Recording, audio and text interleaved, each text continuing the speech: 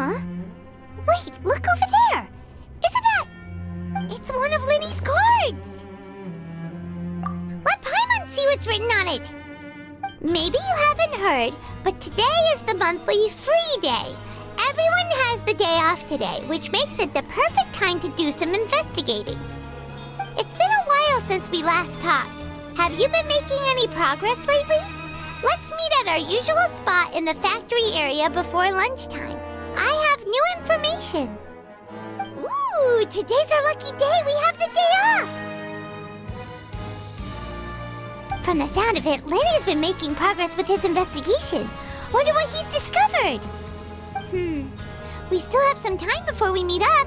Let's talk with the people here for a bit more before we go.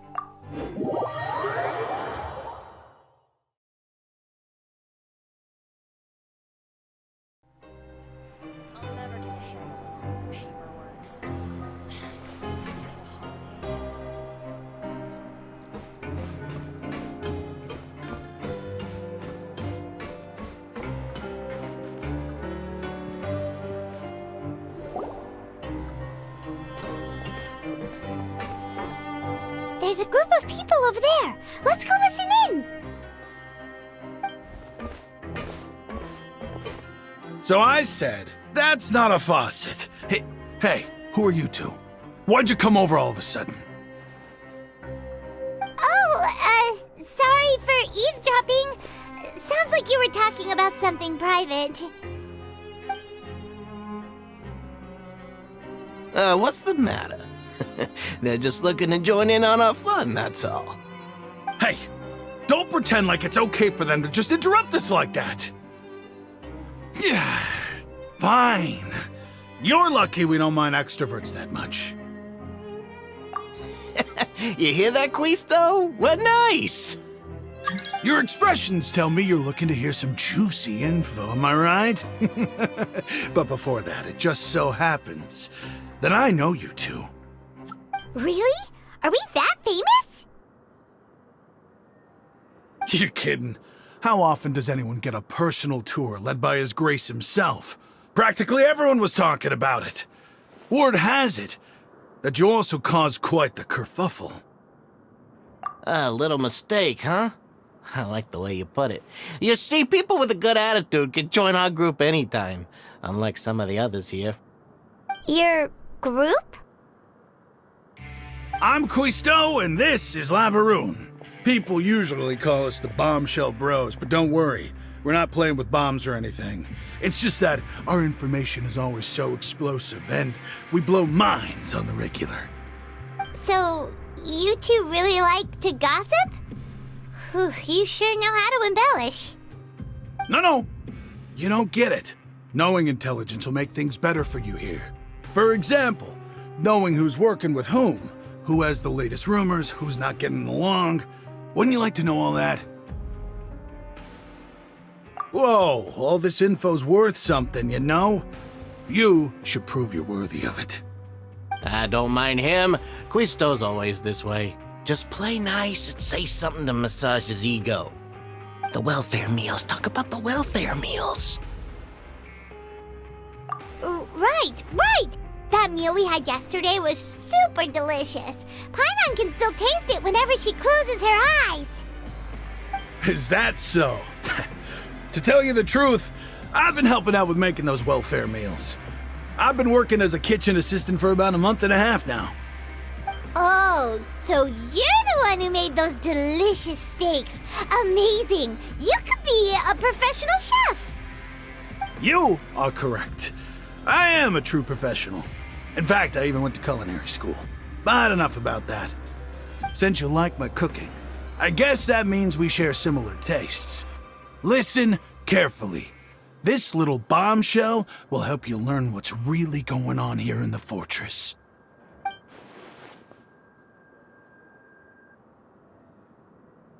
Listen, kids. The power structure within the fortress is quite complicated. The overworlders couldn't care less about us down here. We're basically dogs to them. You've already met the one person here you should never cross, the Duke, Risley. He knows more than you think. And if he doesn't care about something, then he often doesn't bother dealing with it. Those who have the Duke's attention get all kinds of special perks, even better treatment in the infirmary. I know who you mean. It's that Jurier character, right? I don't think there's anything useful about him at all. Why does he visit the infirmary practically every day? Is it normal for anyone to be going in and out of there so often? If you ask me, he's just faking it to get out of work. But did you know that Jurier was a talented researcher from the Fontaine Research Institute before he came here? There's no denying that. I don't care if he was a researcher that could turn dirt into Mora. Once you're in the fortress of Merepede, you're just another inmate like everybody else.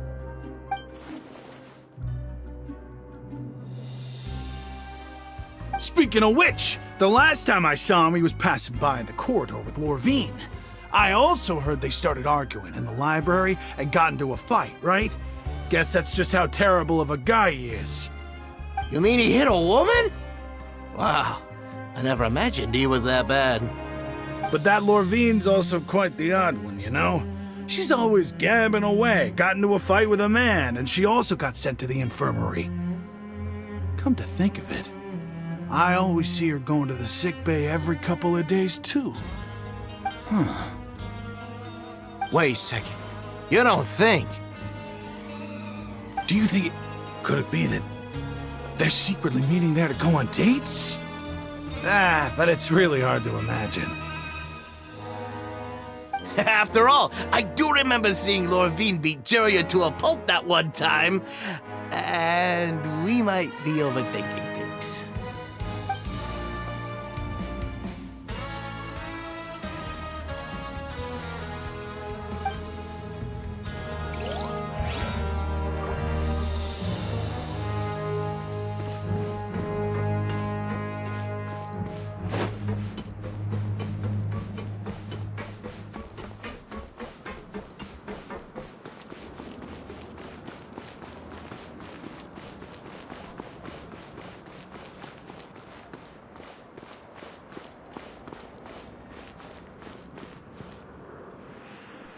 Hey, you over there? Yeah, you. Say, do you like playing card games? You know, like Genius Invocation TCG? You TCG players are like mint in the wild, literally sprouting up everywhere. Hey, come on now. What's wrong with finding fellow Invocation aficionados? Anyway, care to join me for a game? All right. No pressure. But why would you be looking for people to play Genius Invocation in a place like this? Don't people usually come here to fight? Whether you're throwing down cards or throwing punches, it's all a competition, isn't it? It's all the same in my eyes. There are lots of card players here in the fortress. When I saw you, I immediately thought, hey, even outsiders from other nations play cards. So I came over to say hi. Sure. Great! Since you've been here longer than us, you need to flex your seniority a little bit, right? Maybe you could start by telling us newcomers some stories about this place. I thought you would have already heard everything by now. All right, then. Did you have anything specific in mind? Or do you want me to just pick a topic? Why don't you pick? We'll let you know if we've heard it already. All right. Have you heard any strange rumors since you've arrived? Ben, did you know that there are some people who are always gossiping over in the corner?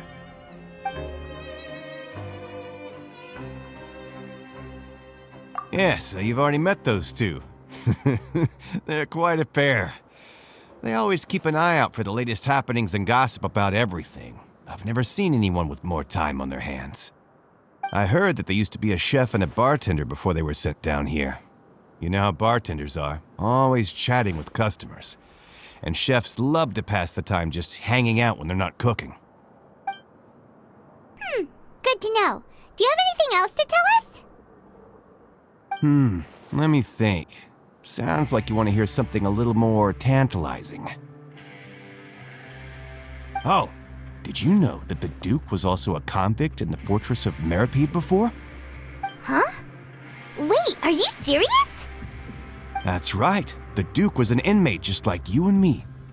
Seems he was exiled here for committing some crime. Who knows how he ended up rising up to become the warden, though. To go from an ordinary inmate to becoming the manager of the whole place? I'm not gonna lie, I kinda respect that. A forbidden zone?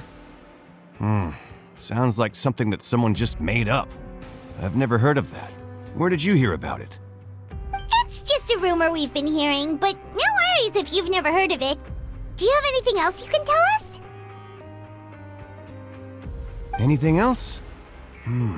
Not that I can think of, but I'll be sure to tell you anything interesting I hear next time.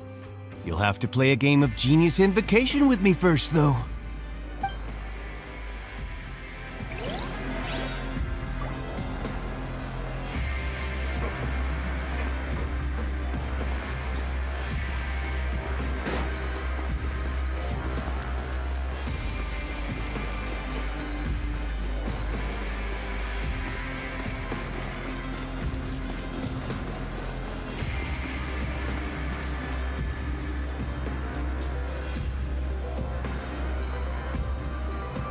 Look, there are some people talking over there. Let's listen in on the conversation.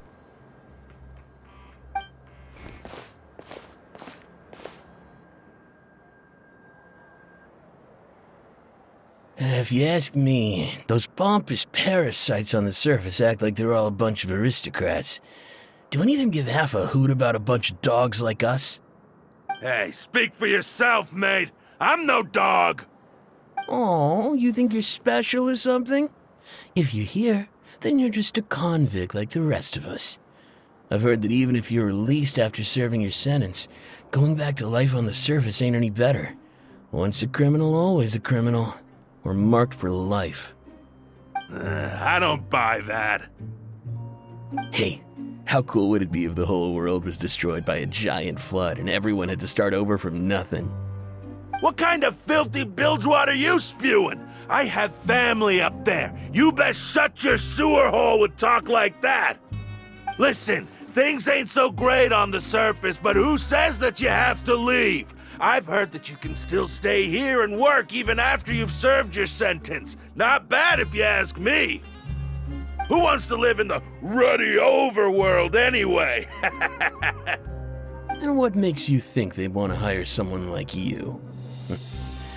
That's one of the great mysteries of the universe, how someone as useless as you is so confident. Whoa. Sounds like they're really unhappy about the overworld.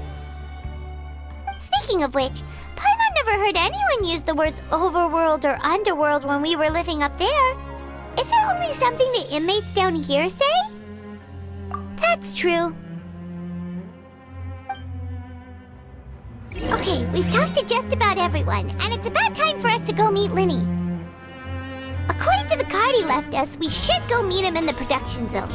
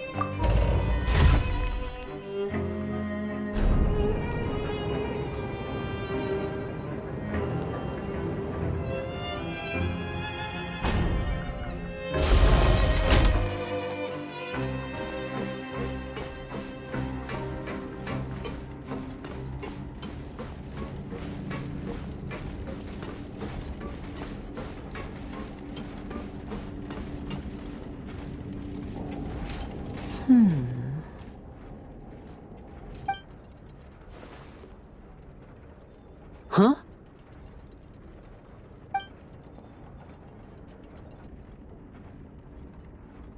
That look in your eyes. You found something?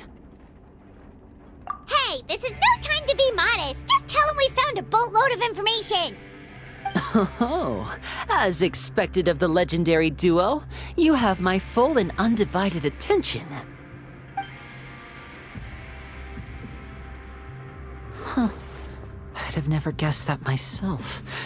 The rumors swirling about this place are unreliable after all, and Master Child probably went missing because he found a way out. He is a harbinger after all. I suppose he's much more resourceful than I initially gave him credit for. Unfortunately, this isn't enough for our final report to Father. We need to find out Master Child's exact whereabouts. Father told me that even though Master Child said he was just coming to Fontaine for a vacation, he actually had some personal reasons. His agenda might be linked to his disappearance. His escape route is already flooded, so we'll have to task someone with professional diving skills to chase after him. Well, when you put it that way, it's obvious that only Fremine would be up to the task. Bingo! Is he around? He's working today. Coming here as a group would have attracted too much attention. I'll talk to him about it later. It's the least I can do. We're all in this together, so it's only fair for us to fulfill our end of the bargain. Honestly, I'm far more impressed by you guys managing to collect all this information right under Risley's watchful eyes. Collecting information has always been our strong point. Now, let me think. To find out more information, Fremine will have to retrace Master Child's original route. And if he's to do that, he'll have to set out on the next pipe cleaning day at the earliest. That's 6 days from now. And after that, he'll probably take another 2 or 3 days to return.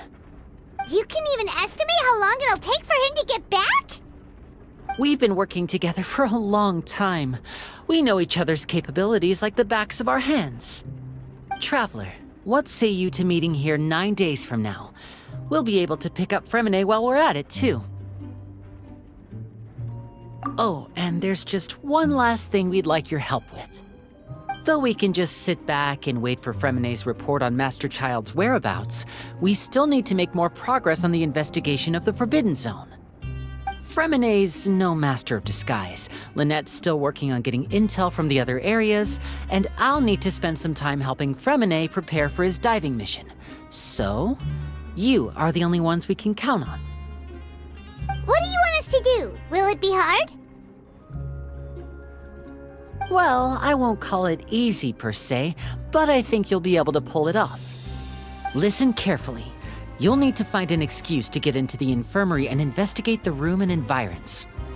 You've mentioned several sketchy-looking people always meeting at the infirmary earlier, so it probably has something to do with the secret we're hoping to uncover. You've already met the head nurse, so she'll be less suspicious of you. Investigate the internal structure of the infirmary and any active dealings within, and pass those on to me alongside anything else you're able to discover. But also, there's no need to take risks. Don't forget, safety always comes first. My apologies, I just started rambling out of habit. It was almost as if I was talking to my younger brother. But that's not a bad thing, right? All right, then we'll head out as soon as we finish our prep. Let's go our separate ways for now then. Don't forget, we meet here again in 9 days. Stay safe.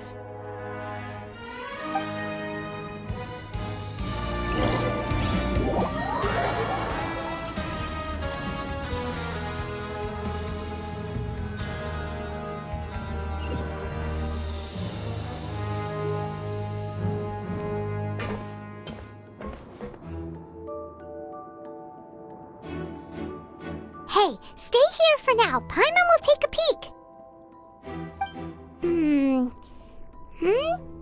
There seem to be several people inside.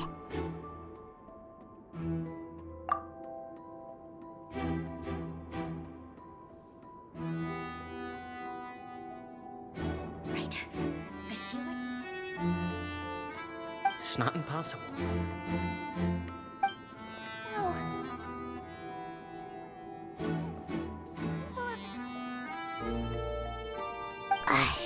It's a bit hard to understand them from here, so why don't we just try to talk to them in person? Let's go as soon as you're ready.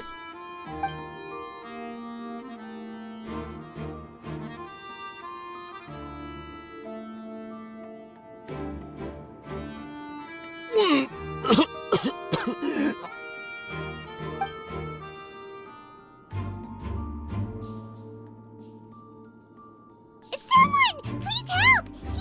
He's sick!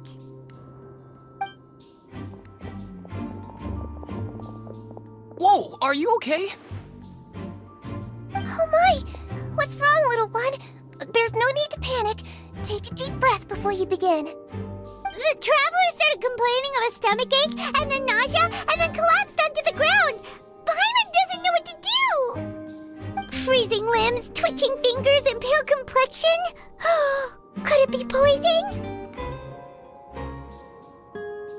Let me take a look. Please, lie down over here. Don't worry, I'll get you to the bed safely. Here, hold on to my shoulder and walk slowly.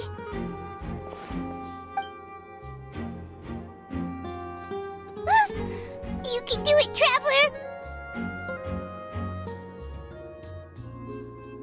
Don't apologize. You're sick after all. Now, please relax. I'm just going to do a preliminary checkup on you.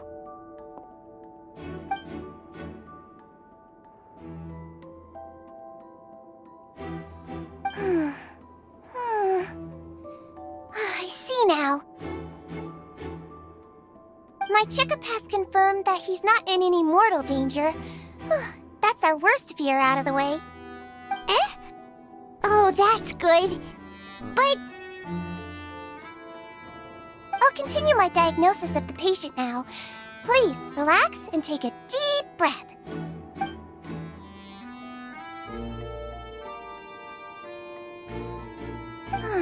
Don't sense serious damage to your organs either. Does it hurt when I press here? And here? Huh? But based on my initial checkup, there shouldn't be a problem here. How strange.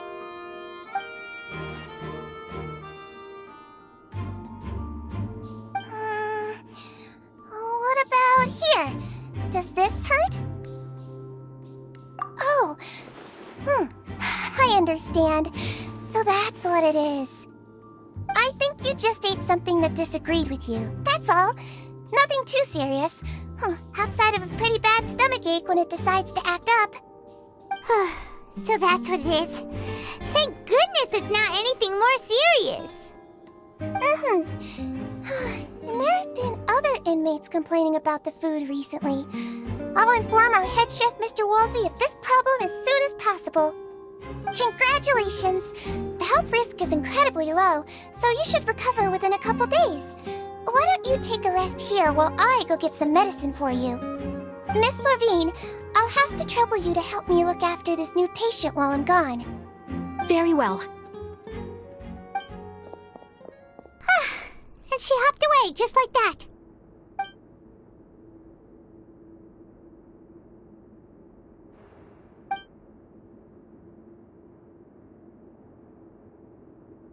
Hello. So how are you feeling now?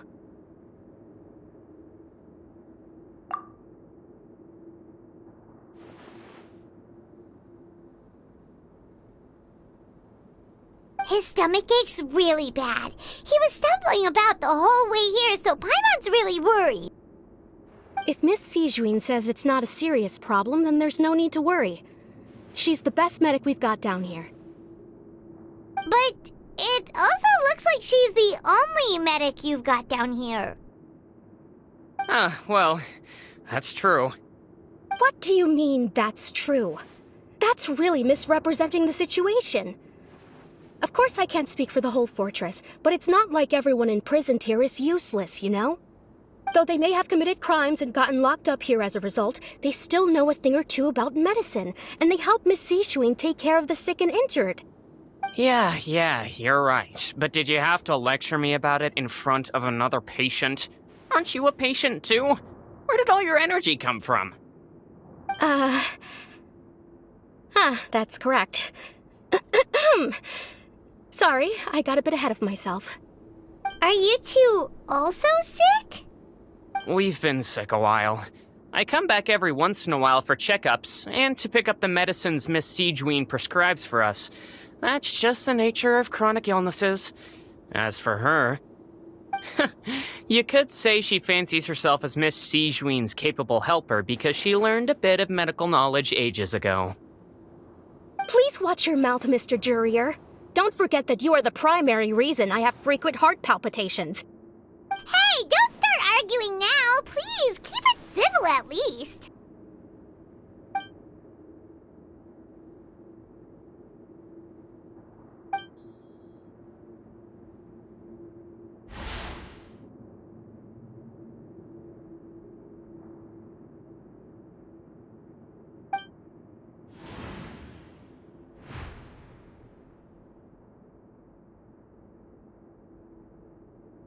Hey! There's no need to fight!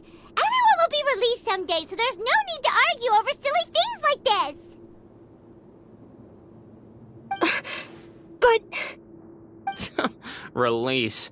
It's way too early for us to even think about that.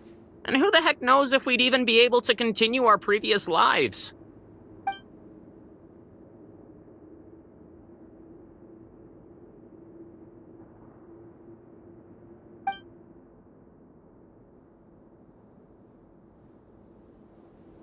Please allow me to end this boring and useless conversation.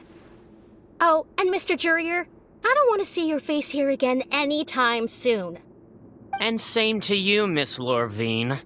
Anyway, that was more than enough rest for me, so I'm going to get out of this excessively noisy place.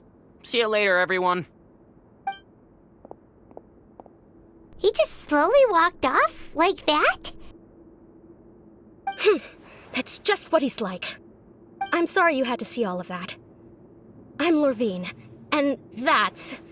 Well, his name is Jurier, but I hope you'll never have cause to remember his name. You really can't stand him, huh?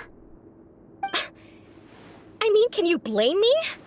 Who would like someone who's as arrogant and obsessed with weird research topics as he is?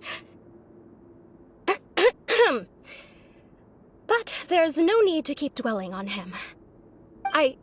I'll accompany you two for a while. Miss Sijuin should be back soon, and I'm sure you'll feel better as soon as you've had some of her medicine. No, it's nothing. I'm back! Did you rest like you promised? Thank you for getting our medicine, Miss Sijuin. Did you all cooperate with your bed rest? I trust that nobody got up to walk around. Good. Here, this should be 2 days' worth of medicine for you. Take 1 pill now, and then continue your bed rest.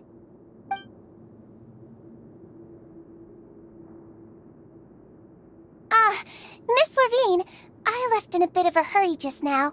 Do you still remember if we discussed the color of the pill that you should be taking today?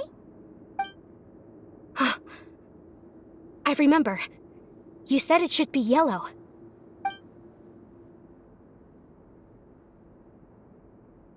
Yellow, huh? I understand. These are yours. Please, make sure to go to bed early after taking them tonight.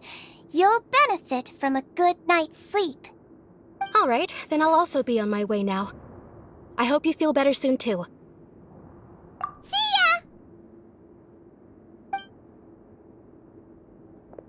I'm going to fill out your medical record now.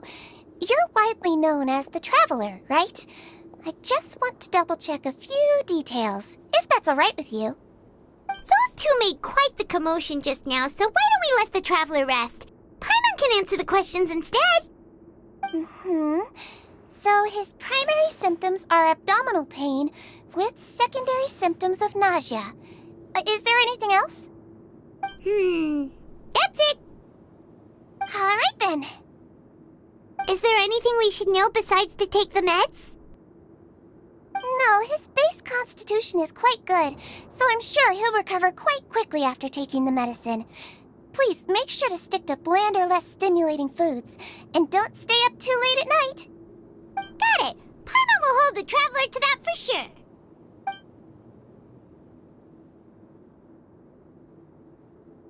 Oh, you're going to take a nap already? Okay then, you get some rest.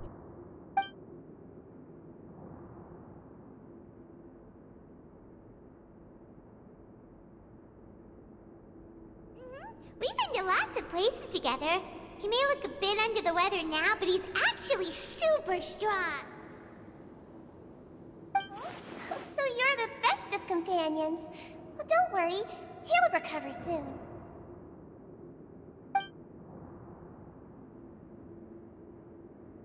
Ah, you're awake.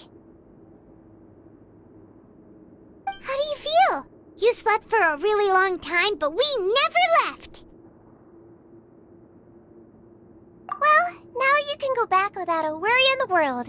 Remember to take your meds regularly, and remember bland foods. Thank you, Miss Sijween.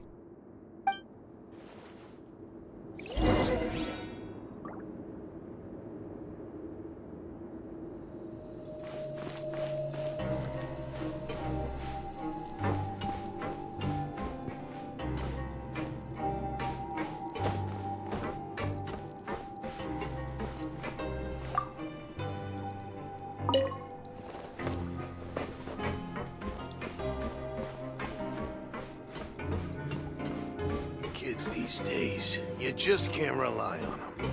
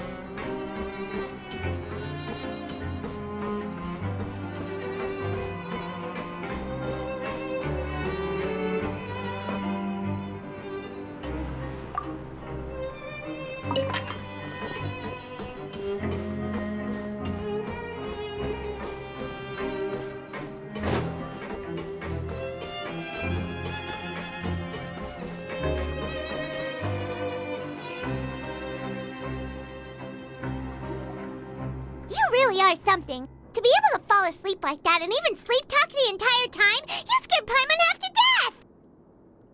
No, but you kept mumbling things along the lines of, Pyron, don't take my grilled fish, and put down the Adeptus Temptation now! Paimon talked with Sijween the entire time you were asleep. She seems like she's just a sincere nurse, and Paimon didn't notice anything unusual in the room. Are you sure we're not going off track with the infirmary?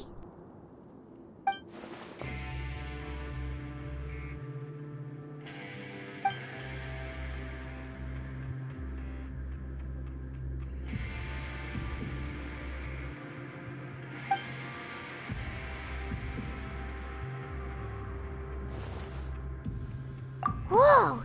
You really are super thorough. All those tiny little suspicious things that Paimon didn't even pick up on. We've got to give the info to Linny.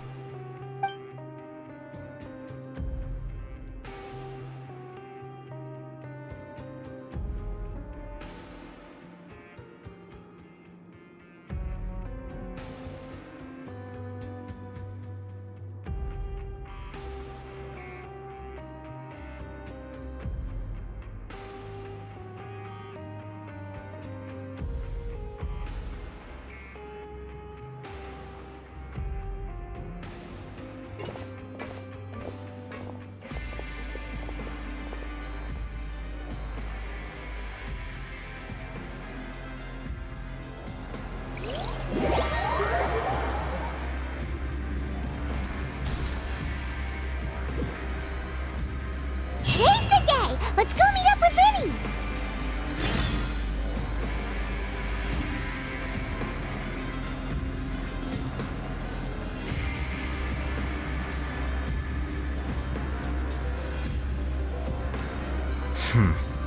There have been many poorly written applications lately. I guess I'll just have to reject them all.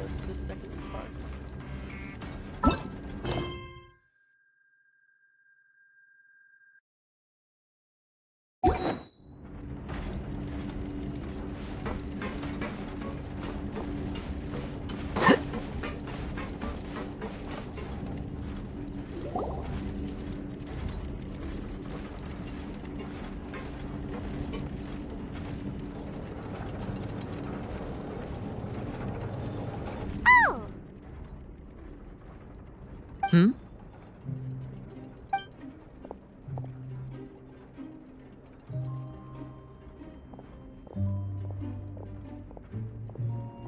Did you two run into any trouble over the past few days? No, we just worked our shifts according to the schedule. Nothing weird happened. That's good. That means you didn't raise any suspicions when you infiltrated the infirmary. We've taken a look at the slip you've sent. Fremine successfully left the grounds via the pipes 2 days ago, and as of last night, Lynette has also infiltrated the infirmary after faking an illness. Wait, why is she getting involved as well? You already went above and beyond when you scoped out the infirmary.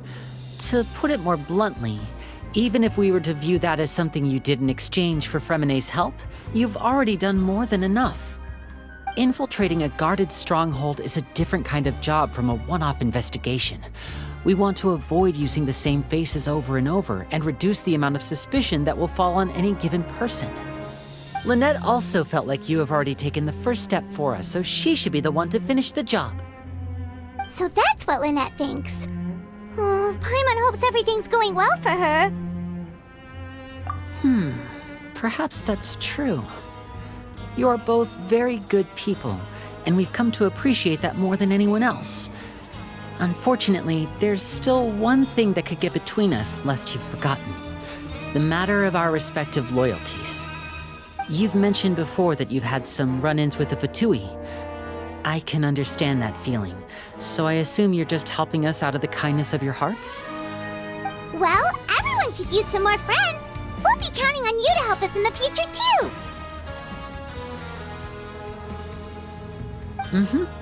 Since I see you as friends, then it's even more important for us to protect you from any peril. Fremine and Lynette feel the same way. Glad to hear it. Then, let's go check on Lynette before Fremine returns. If everything went well, then she should be wrapping up her investigation right about now. Is now really a good time to go over? According to my observations, Sigewinne always spends around half an hour away from the infirmary right before lunch. Lynette knows this as well, so this should be a good time to meet up with her. Also, I'm her brother, remember? It's only natural for an older brother to care about his younger sister's well-being. Okay, then let's head over right away.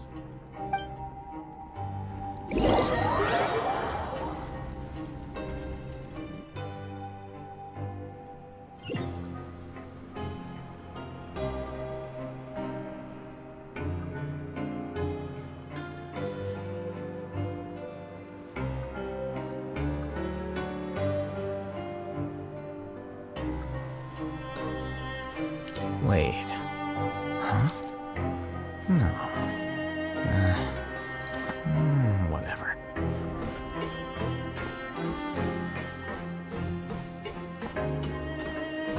Kids these days, you just can't rely on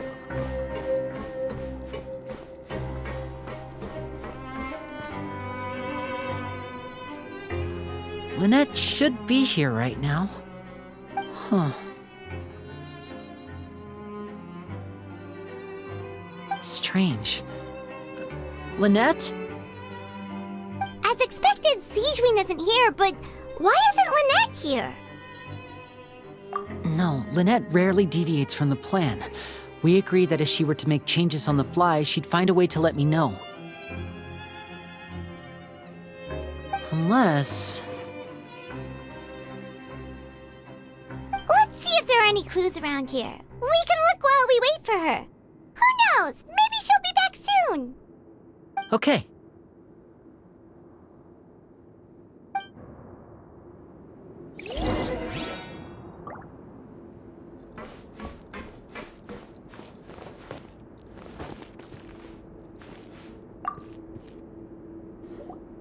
There are some books here and a few files. They all look like medical records. Advanced nursing, how to raise the spirit of your patients, a quick guide to the psychology of emotions, and the meaning of laughter. These sure are some interesting books.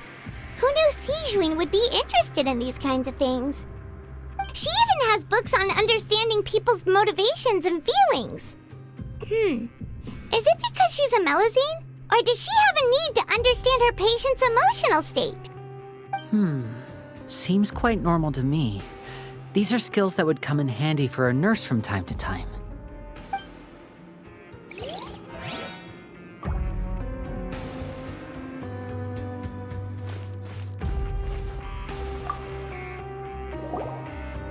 None of the beds have any signs of having been slept in.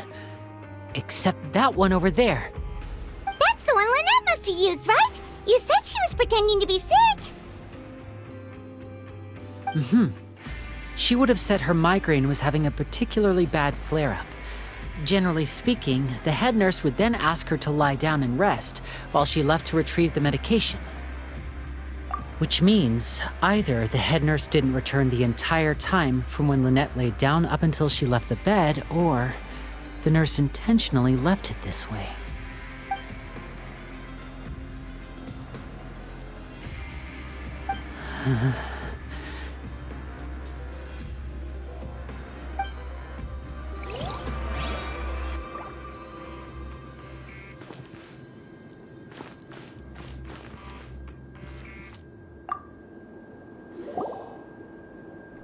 This is it! We saw it before! Wait, this thing? It doesn't look like it's been disguised that well.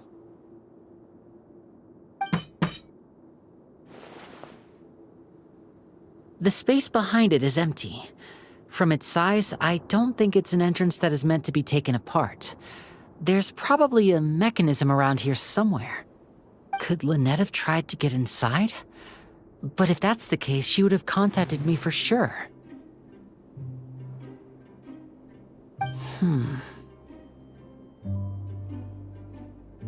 Let's look around here for some more clues. Don't panic, just take another look.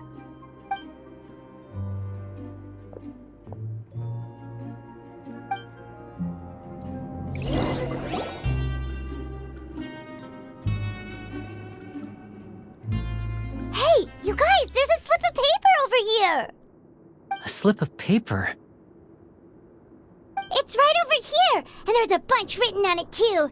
It reads, "Out of respect for your usual practices, I'll use a piece of paper or card as the medium to pass on my message. You may consider this as me giving you my best regards." This is... Is that all? The back. This is... Show me! Now!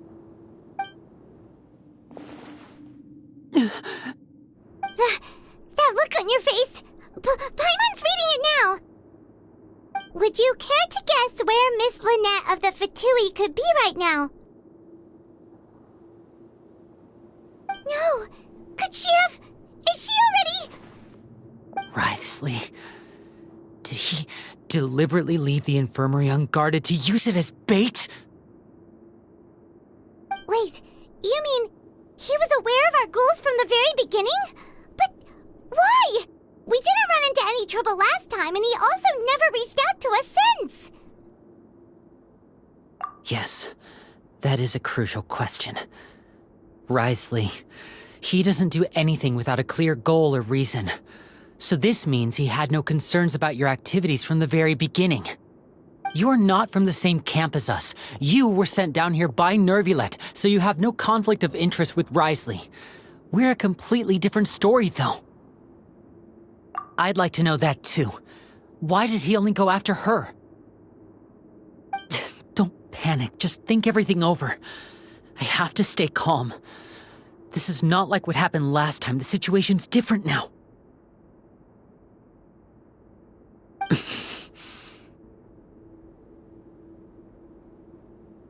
Wait, you're right. Wait, but that means...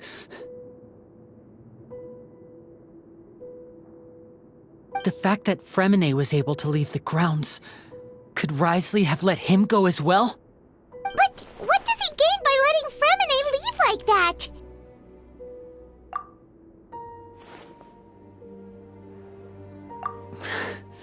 So he's challenging me and trying to provoke me, I'm sure of it. We never should have sent out Fremine.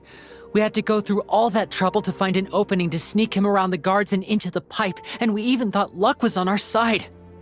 If Wriothesley let him leave on purpose, then he's probably in a terrible spot now as well. Lenny's getting more and more panicked. We have to calm him down.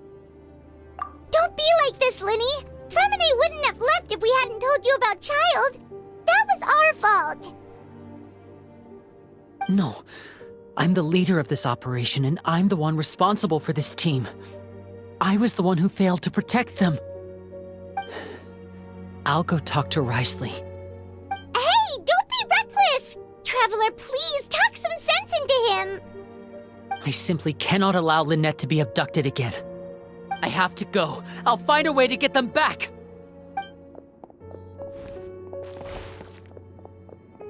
He's rushed out the door! After him!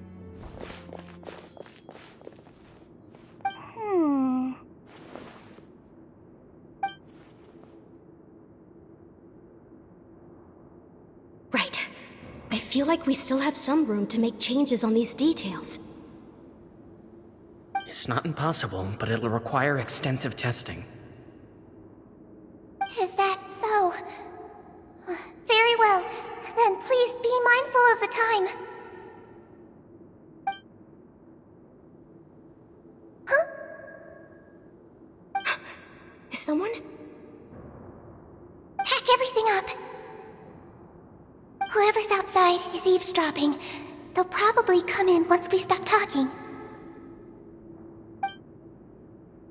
Someone! Please help! He's sick!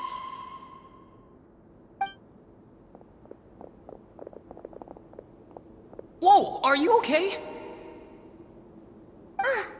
These two.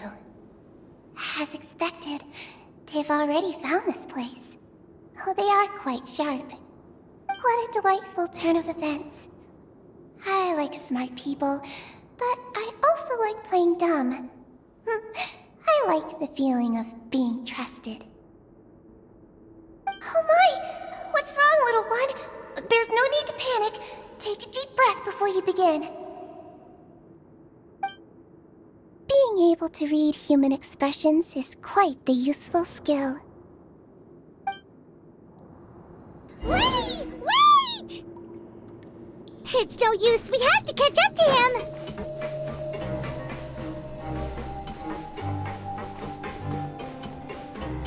He's already out of sight! How is he so fast? Let's go head him off at Wriothesley's office!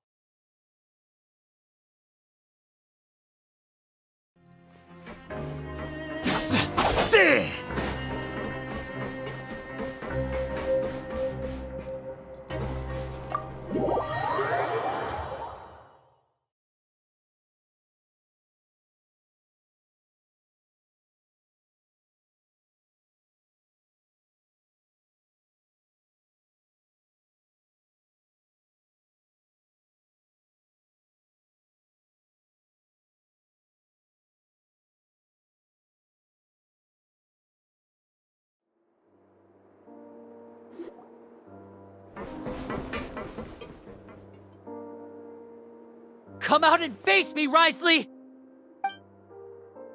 Aren't we at an administrative office space? Why don't you at least try to follow even a couple rules from the fortress's indoor management regulations? What did you do to my sister? I ran into the young miss at the infirmary. I'd heard that she was suffering from quite the migraine, so I decided to invite her over for a cup of tea.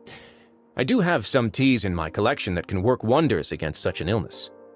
Stop joking around! Where did you take my siblings? I have also heard that your performances are quite the spectacle. Miss Lynette would sometimes enter a box filled with water, only to emerge the next second from another place altogether. Maybe she'll appear behind you right now if you were to turn your head. Is he trying to trick me into turning my head? No, he's probably not looking to attack me right now. All of the hostages are in his hands, and he's even in the mood for small talk. That means Lynette is probably still alive. You knew we were investigating the infirmary from the start, so you deliberately aroused the traveler's suspicions and baited us into continuing our investigation, just so that you'd be able to kidnap Lynette. As for Fremine, no, you probably didn't even interfere with Child's escape. You let him go, so you could purge the Fatui members that we had planted into your ranks. There was no need to do so. The fortress of Mereka is a pretty pleasant place. Most people enjoy their lives here. The only ones who act differently are those with personal agendas. It was quite easy to identify your colleagues. You removed our original members and spread the news of Child's escape so Father would assign our team to come down and investigate. Fremine has also fallen into your hands, right? If you're oh so omnipotent and so in control, why would you need hostages? One correction. Lynette is in my hands right now, but Fremine is not. He's not? What do you really want? Lenny! Oh, wonderful. Everyone is here, so I'll only need to say this once. Thank you so much for cooperating with me. Eager and to the point, I see. Alas, only Miss Lynette is currently having a cup of the fortress's finest tea. Although, as per your original plan, Mr. Fremine should also have returned to the fortress by now. But he has neither shown up within my gates, nor has he been taken into any kind of custody. So where do you think he may be right now? Wait, you can't mean... You locked him outside in the sea? I closed the fortress's gate to the outside world. That's all. Fremine's a star diver, so he should be fine, right? No, we're still here, so he definitely tried to find a way to come back for us. So we can't assume he might have made a break for the surface. But why would I do this, you may be asking? To have an audience with you, of course. My intel tells me that Mr. Linney is a great magician, so it's only natural for me to want to have some cards of my own when it comes to negotiating.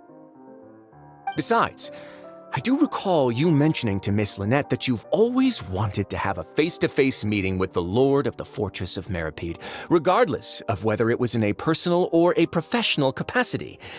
Well, you got your wish. So, you've been keeping tabs on us before we even set foot in the fortress. Some of my folks just happened to hear a thing or two, that's all. In any case, I will be straight with you. I was willing to play dumb and turn a blind eye, so we had a pleasant few days playing games together here.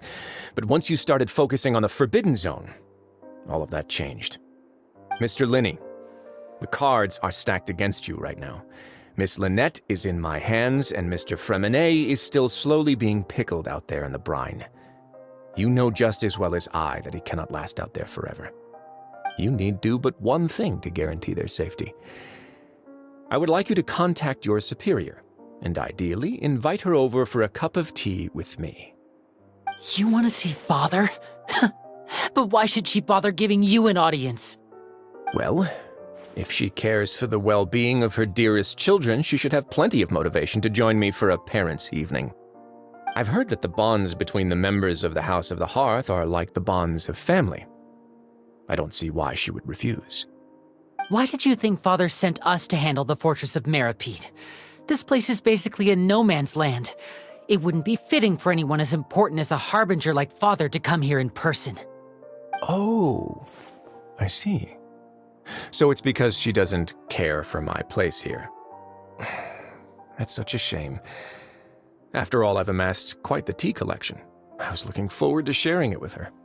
Both Monsieur Neuvillette and Lady Farina have already received many samples as gifts. Was this the extent of your master plan to get to Father? No matter how much pressure you may put on me, I won't allow you to use us to blackmail her. You people really are difficult to get along with. All I'm asking for is a face-to-face conversation. Does she truly have no interest in the fortress's secret? Mr. Linney, you have one last chance to invite your father here. If you refuse... Linny!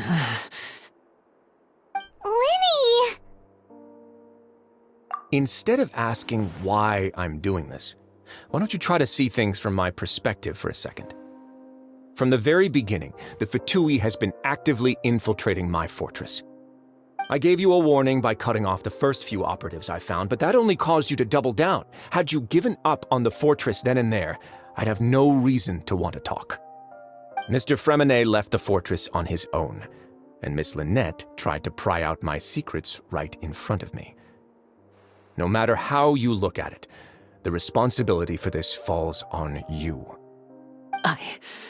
I shouldn't ask Father to do anything because of us. 6, 5...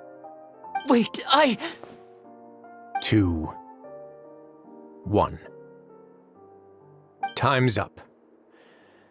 It really is a shame, Mr. Linney. Risley!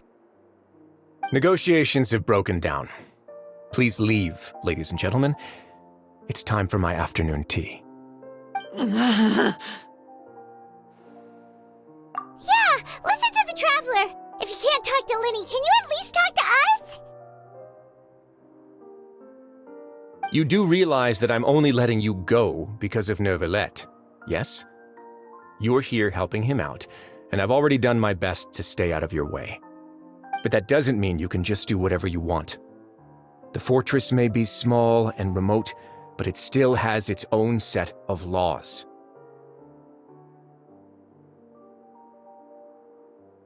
Then how about this? Those who are capable deserve respect. You've spent quite some time investigating my home turf by now, so why don't you tell me a thing or two about what you found, I'll ask you 3 questions. Answer all of them correctly, and I'll agree to your request. Question 1. Regarding the hidden rules of the production zone, what is the truth behind the one about not being allowed to work for 3 days in a row?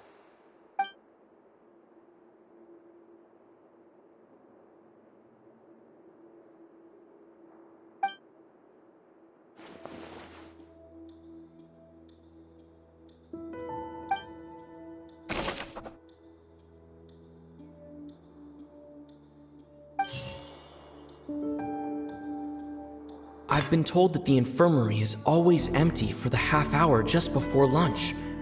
But what? The Fonta promoter has been struggling because he doesn't recognize the real value of coupons. Meanwhile, the Duke we often see Miss Sijween observing the prisoners at work near the production zone. It seems like Fonta's internal report suggests that they're starting a new trial of an unnamed and unpackaged product. But the product has to undergo a trial. The research notes said that the Melusine race perceives the world very differently from humans. As a result, According to Collins, the Pancration tournament only took place because the Fanta company sponsored it. The company must want a return on their investment as well.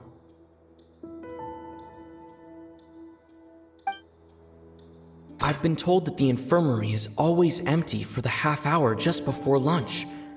But what could Sijuin be doing during that time? We often see Miss Sijuin observing the prisoners at work near the production zone. It seems like she...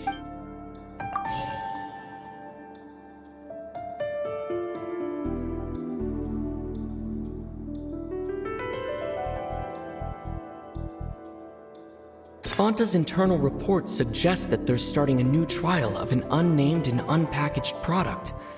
But the research notes said that the Melazine race perceives the world very differently from human.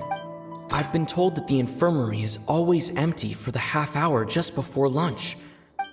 According to Collins, the Pancration tournament only took place because the Fanta company sponsored it.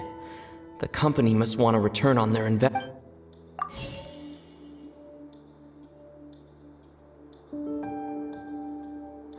The research notes said that the Melazine race perceives the world very differently from humans. As a result,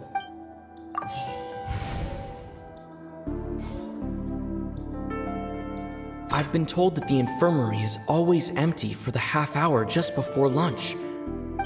The Fanta promoter has been struggling because he doesn't recognize the real value of coupons.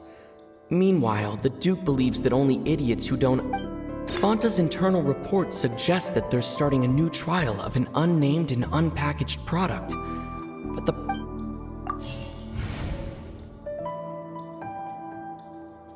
I've been told that the infirmary is always empty for the half hour just before lunch.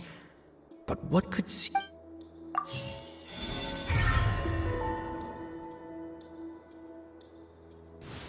So that's what's going on. Paimon understands it now. Who would have guessed? The hidden rule of the production zone. People are not supposed to work 3 days in a row, and if they do, they'll get strange meat in their welfare meal. At first, we thought this strange meat must have something to do with the people who disappeared, but in reality, they were all prepared by Sijuin, the head nurse. She often visits the production zone to observe the workers' health and makes a note of anyone who has worn themselves out after 3 full days of work. Out of her sense of duty as the head nurse, as well as her genuine concern for the workers' health, Sijuin visits the cafeteria right before lunch and cooks an extra dish for those who can use the stamina boost. Sijuin has only the best intentions with her surprise gift, and unfortunately, Melazines as a race perceive the world differently from humans, and their sense of aesthetics is even more alien to us. The recipients of her lovingly prepared special meals cannot taste the care within and usually just freak out. Are we on the right track? Not bad. You've uncovered Sijuin's secret and even guessed her intentions correctly as well. It's nice to know that her efforts have not gone unacknowledged. All right, now for my next question. There are also some hidden rules in the Pancration ring, including the one that you're not allowed to support both sides of a fight. Why is that?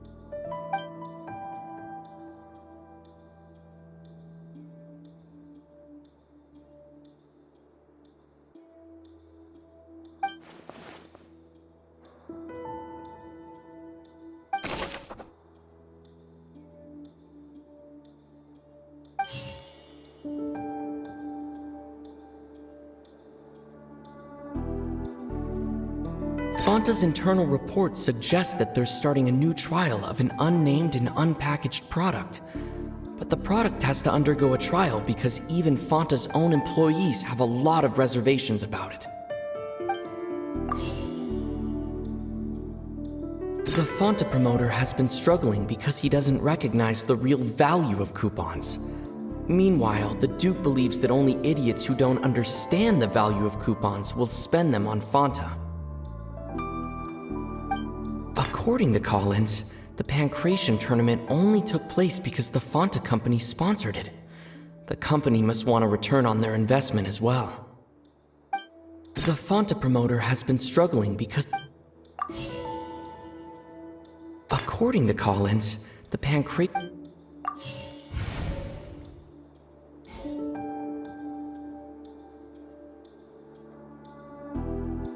According to Collins, the Pancration tournament only took place because the Fanta company sponsored it.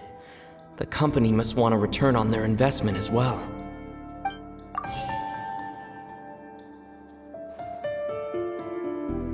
The research notes said that the Melusine race perceives the world very differently from humans. As a result, the Melusines have also developed a sense of aesthetics that appears rather strange and alien to... We often see Miss Sigewin observing the prisoners at work.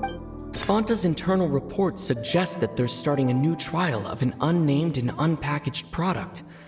But the product has to undergo a trial because even Fanta's own employees have a lot of reservations about it.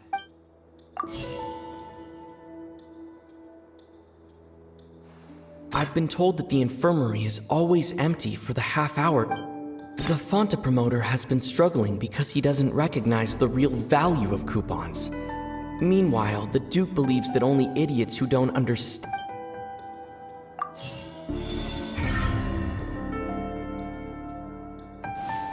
Paimon gets this rule too now, so there really was nothing to be afraid of.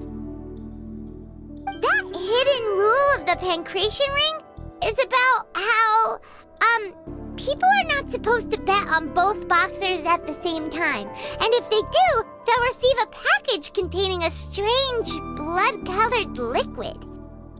People get scared when they see it because they've subconsciously begun to associate it with the missing boxer. But really, it's just a bottle of the latest yet-to-be-named and packaged new Fanta trial product. A blood-red drink. It's no wonder even Fanta's own staff were questioning the company's decision-making. The company, facing backlash from its own staff, decided to try to trial the product on a smaller scale to see how it might be received by customers. They came to the fortress of Merebut and offered to sponsor the Pancration tournament so they could push their new product. But the Duke completely refused to even entertain the idea. The Duke, knowing how valuable coupons are in the fortress, knew that only total idiots who didn't understand their true value would bother buying a Fanta product here. And so, only those who proved their stupidity by being dumb enough to bet on two opposing sides of the same match were selected to receive the drinks. I acknowledge the effort you've put into bringing the truth of this mystery to light. Although, based on your description, that Fanta promoter is a bit too careless with his words, I may just reconsider my collaboration with the company. All right, and here's the final question. What's the secret behind our head nurse and all of her patients in the infirmary? Stop your cruel and pointless games, Risley! You know that we haven't finished our investigation, so there's no way we can answer the last question! The thought of sparing Lynette and Fremine never even crossed your mind! You'll pay for this! Ah! Linny, are you alright? Oh, close one. I owe you, Sigewin. That was a fantastic shot. It was nothing, Your Grace. Sigewin? Though this gun may look like a toy, it's actually fully functional, as I just demonstrated. Sigewin... You... Not at all.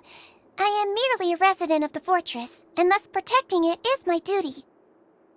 When Monsieur Nervulette asked me to come here, he told me that my job would be to take care of the well-being of everyone here. I am merely discharging my duties. But if you mean what you just said, then isn't Linny someone you should be looking after as well? Isn't he a resident here just like the rest of us? But I really am just doing what Monsieur Nervulette told me to do. Everything I did, I've done to protect them. Had I not, they would be in far more dire straits right now. His Grace knows it too, right? Your Grace? Mind proving my innocence to them? My dear Sigewinne, whatever shall I do with you? Would it have killed you to just wait another minute or two? Well, it's nearly time after all. The way you do things can be truly frustrating sometimes, Your Grace. I figured I should try to talk some sense into you. What are you talking about? What time? Take me if you want. Let them go. How touching. Can you just give me one more minute? Don't be like that, Your Grace. All right, everyone, calm down. 2 more visitors will be arriving any time now. I'll go get a cup of tea. Miss Sigewinne, I leave Miss Lynette in your care. What are you doing? I believe I hear footsteps.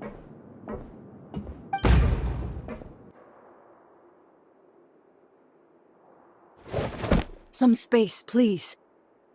Ah, Miss Clarande. My door. Fremine. Fremine! What's going on? What is Clarande doing here? Work. I'm sorry about shooting you, Mr. Linney. The tranquilizing effect will begin to wear off soon. Please take it easy in the meantime, though. What happened to Fremine? Wasn't he diving just outside of the fortress? Why is he looking like this?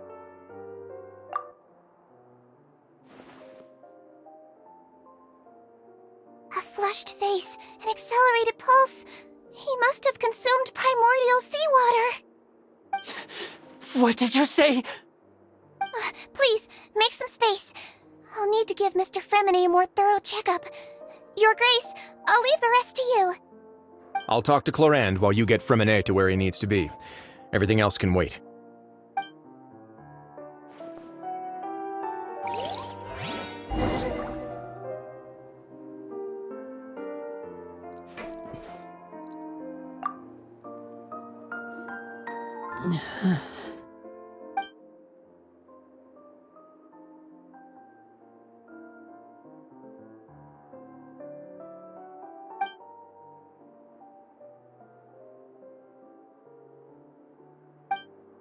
How is he?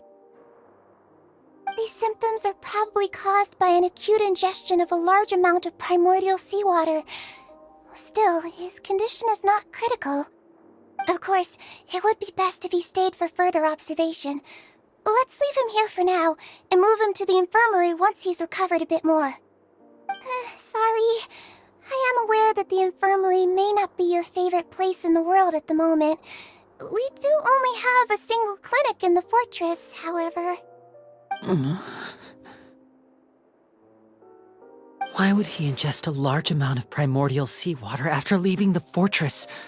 How could that possibly happen? Please, look after Mr. Fremine for the moment. I'll go fetch some medicine and a respirator. Oh, I'll bring Miss Lynette back with me. Where is she? How is she right now? Oh, she just took a nap in an empty room after I tranquilized her. If my calculations are correct, she should also be waking up right around now. You might not believe me, but His Grace and I actually made some snacks and tea for her.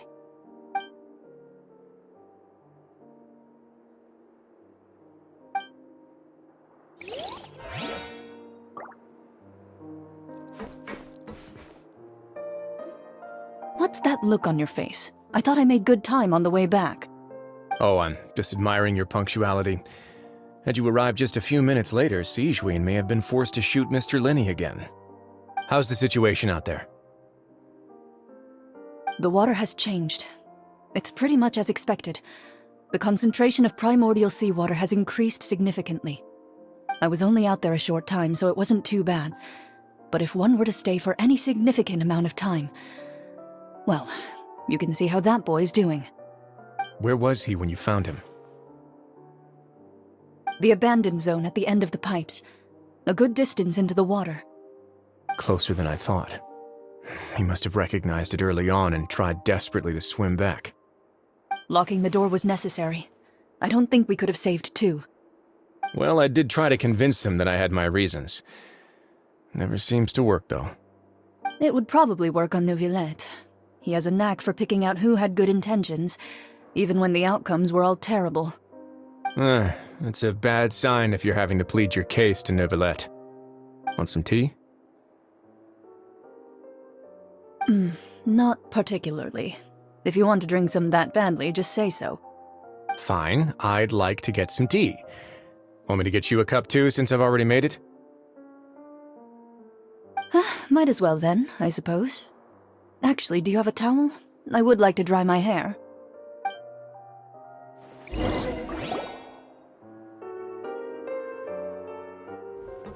Linny, are you okay?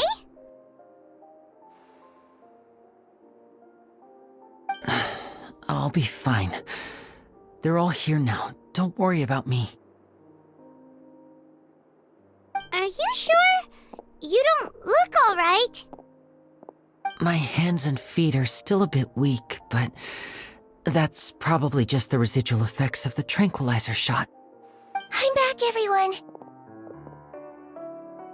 Lenny! Oh, Traveler, Paimon, you're here too. Remine? Is he... He'll be fine. But for now, please help me lift him up.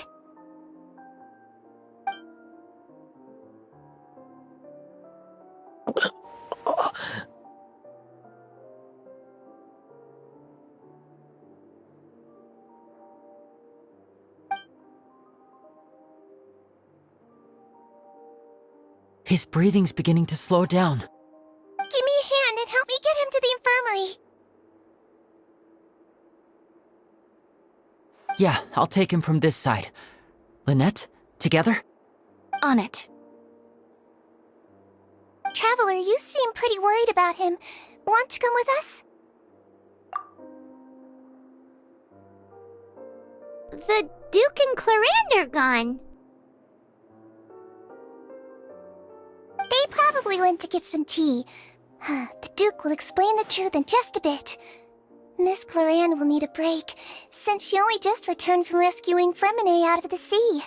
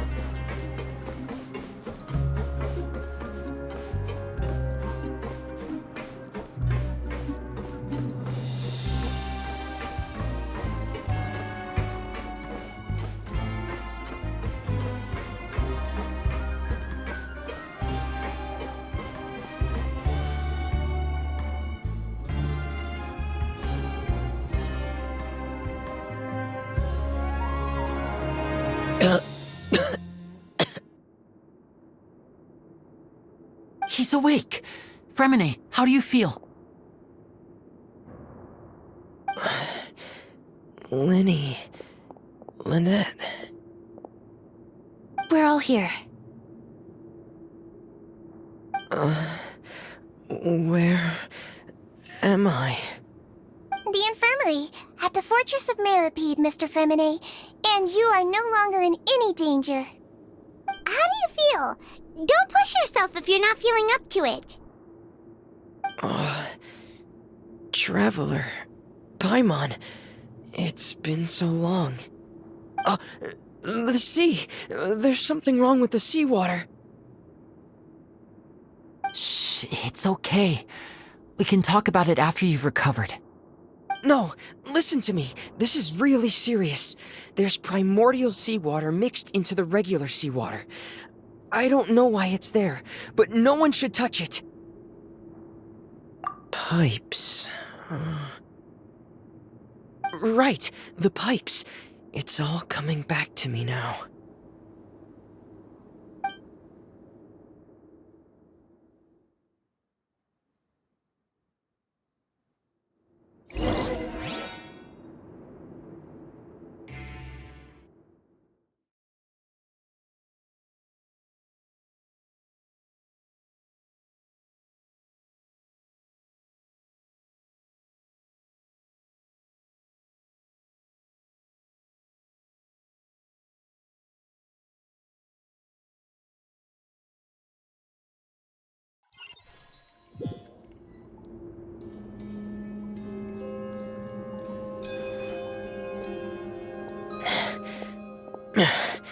I'm in. Seems like this pipe hasn't been used in a long time. It looks abandoned.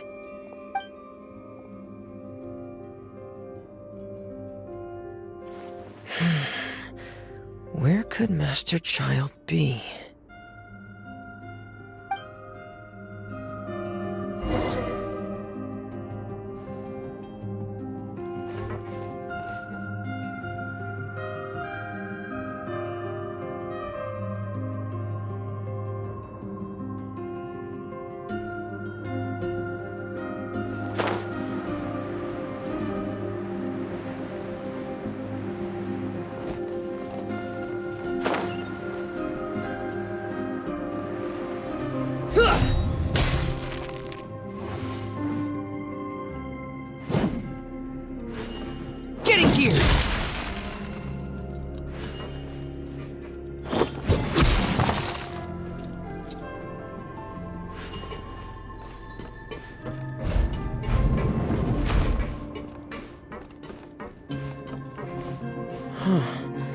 This mechanism looks like it's been tampered with. Could he have done it?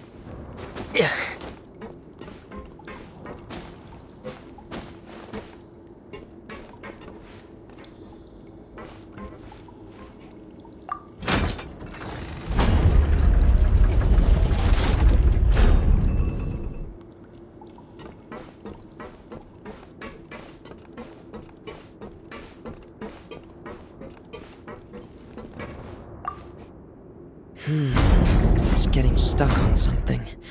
Seems like I'll have to avoid those obstacles while I turn it.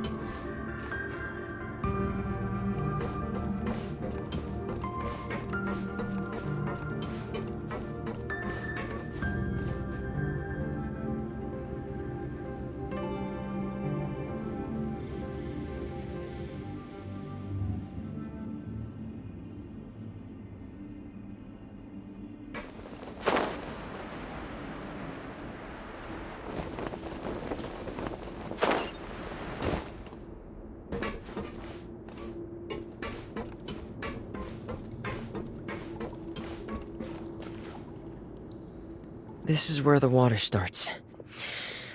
Okay. Master Child probably dived into the water. I'll go take a look as well.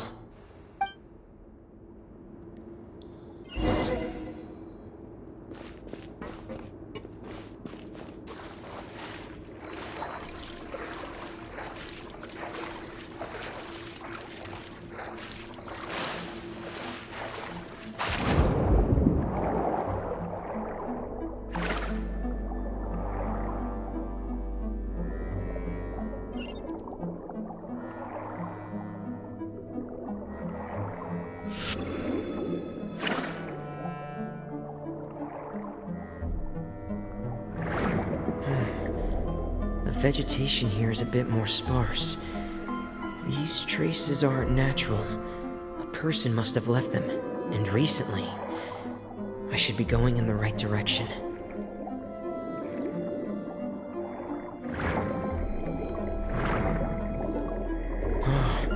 There are traces here too. I need to keep going.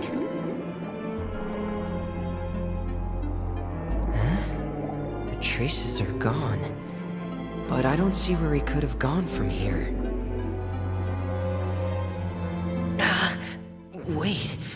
What the?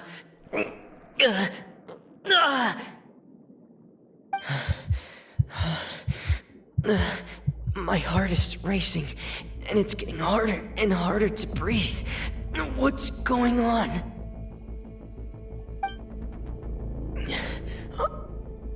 No good.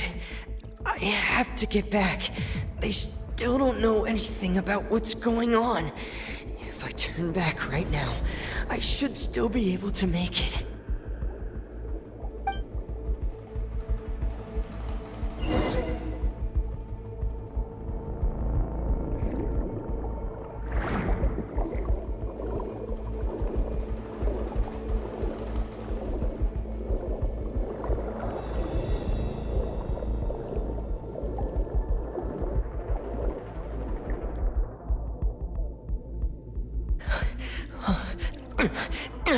I can't die here.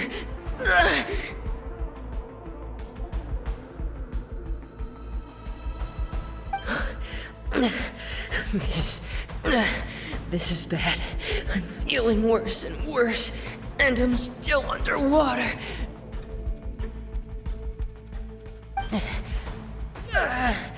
I have to push on.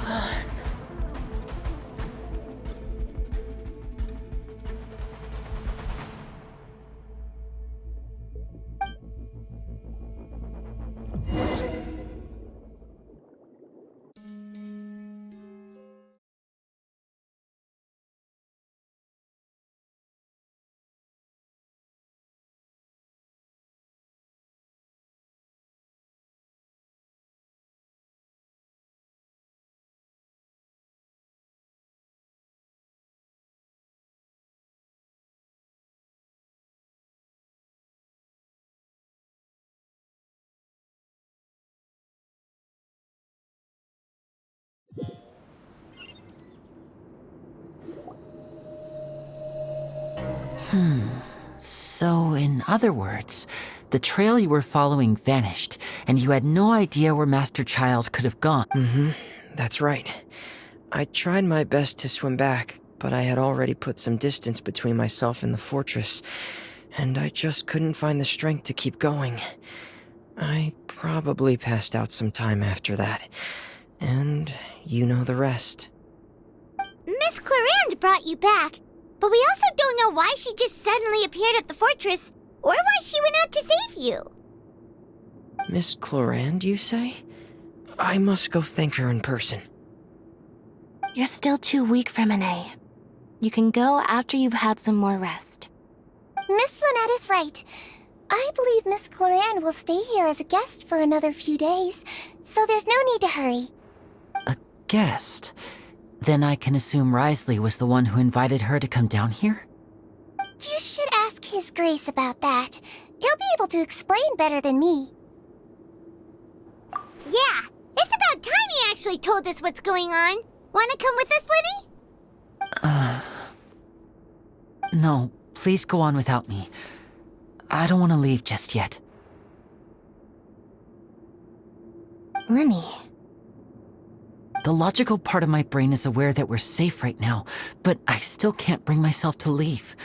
Both of you are just in danger. Understood. Then let's just sit together for a while. In that case, I'll leave the infirmary to you. The Traveler and I are going to head out for now. As long as you stay in here, I don't think you'll be disturbed. Thank you.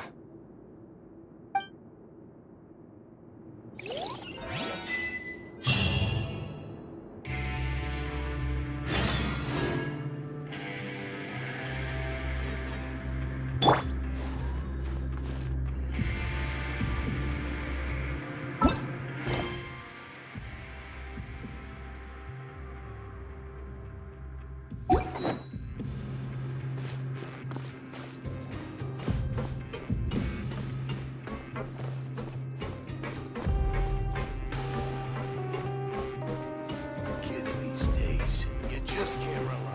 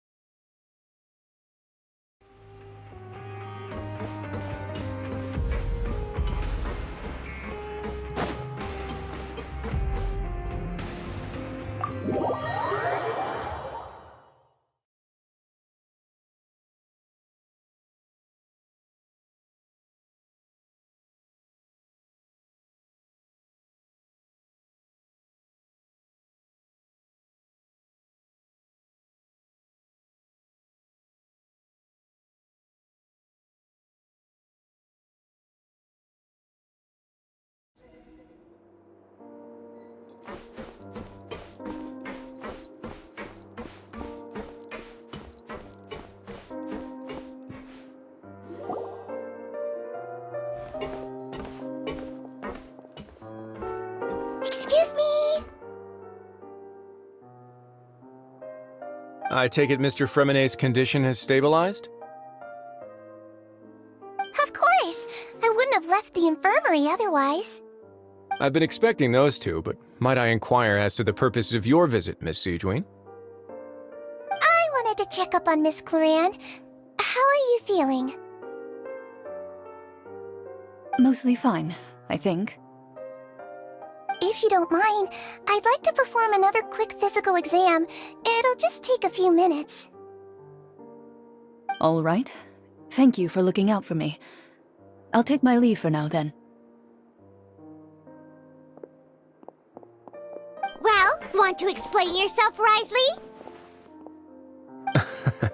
Of course, but I'm not partial to the word choice of explain. How about enlighten? Where should I begin? How about you start by asking me any questions you have? You can start with whichever one you'd like to get answered the most. Then Paimon will begin. Did you know about Lenny's goals from the very beginning? No. I just knew they were Fatui operatives sent to the fortress by the Knave. As for their specific goals, I only figured those out as you made progress on your investigation. You managed to monitor and stay ahead of them even though you didn't know what they were trying to do? They came here with ulterior motives. I'm quite adept at discerning what that kind of behavior signals. Initially, I thought their goal was just to investigate Child's disappearance. Linny suggested that I had deliberately let him escape, but in truth, I didn't really do anything special to help or hinder him while he was here. Everything he did, from finding helpers to leaving this place, he did on his own. Of course, it's inevitable that the Knave would make a big deal out of her fellow Harbinger's unexplained disappearance. I'm also quite curious about where that Harbinger went, so I figured I might as well let the Fatui do their own investigative work. All I care about is the answer.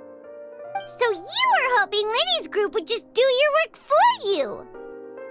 You make it sound like that's a bad thing. Unfortunately, things didn't go as planned. I assume that Fremine has told you already, the ratio of primordial seawater around the fortress of Mereka is on the rise. The Forbidden Zone has always been Linny's target, and you got roped into that investigation after running into him. I began to intervene out of concern for your safety, and also to prevent the fortress from becoming entangled in more irksome matters. Are the rumors true? That you're also a former criminal? Now, why would you put it like that? Isn't staying here all day and serving as the manager of the fortress a kind of sentence unto itself? Another form of prison? I just happen to have some support from the rest of the inmates. That's all. Oh, right!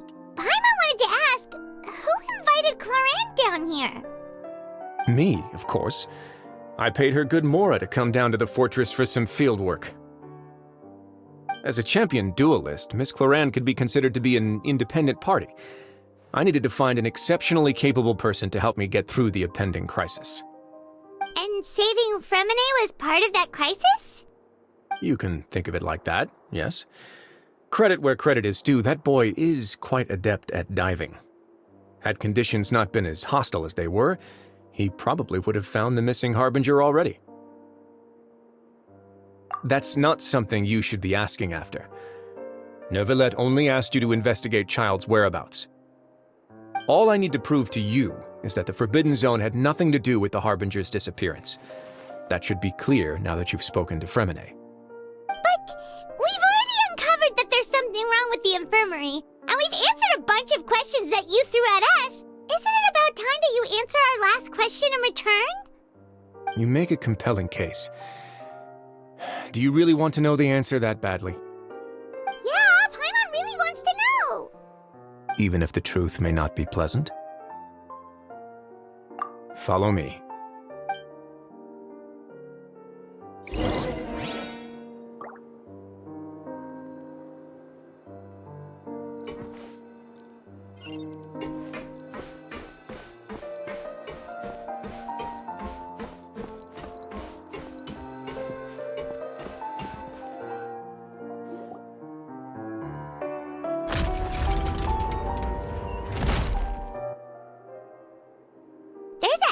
Door here?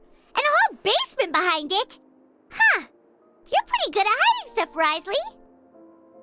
It seems you've forgotten just what kind of place the Fortress of Mereka is.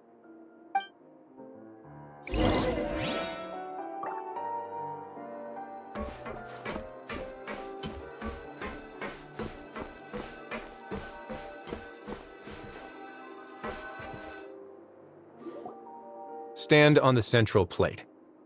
Wait, is there a secret mechanism or... Whoa!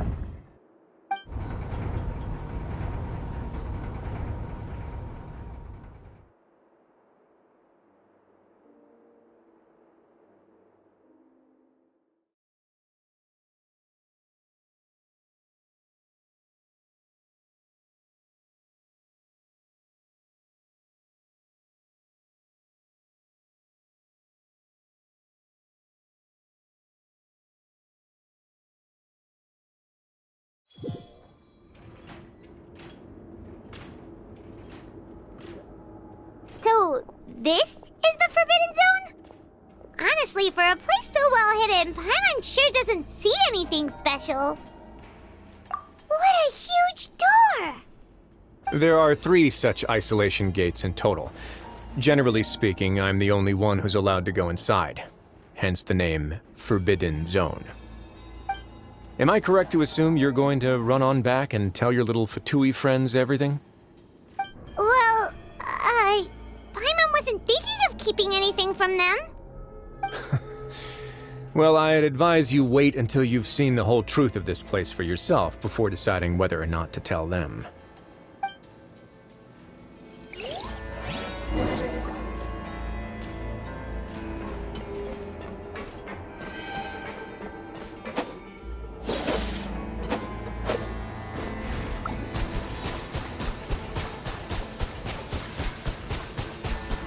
Water jet!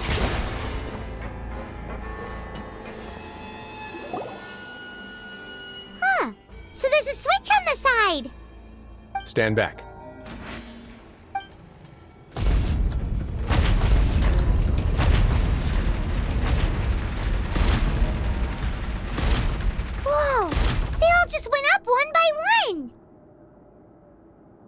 Go on, have a look.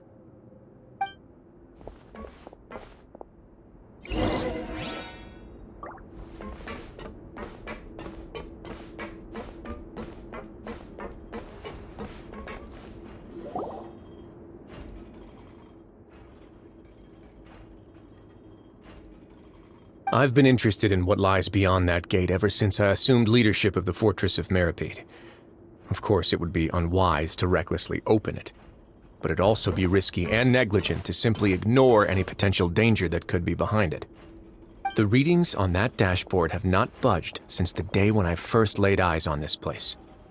But over the past year, the needle has crept upwards from its original position, likely because some parameter it's been tracking has changed, if only infinitesimally.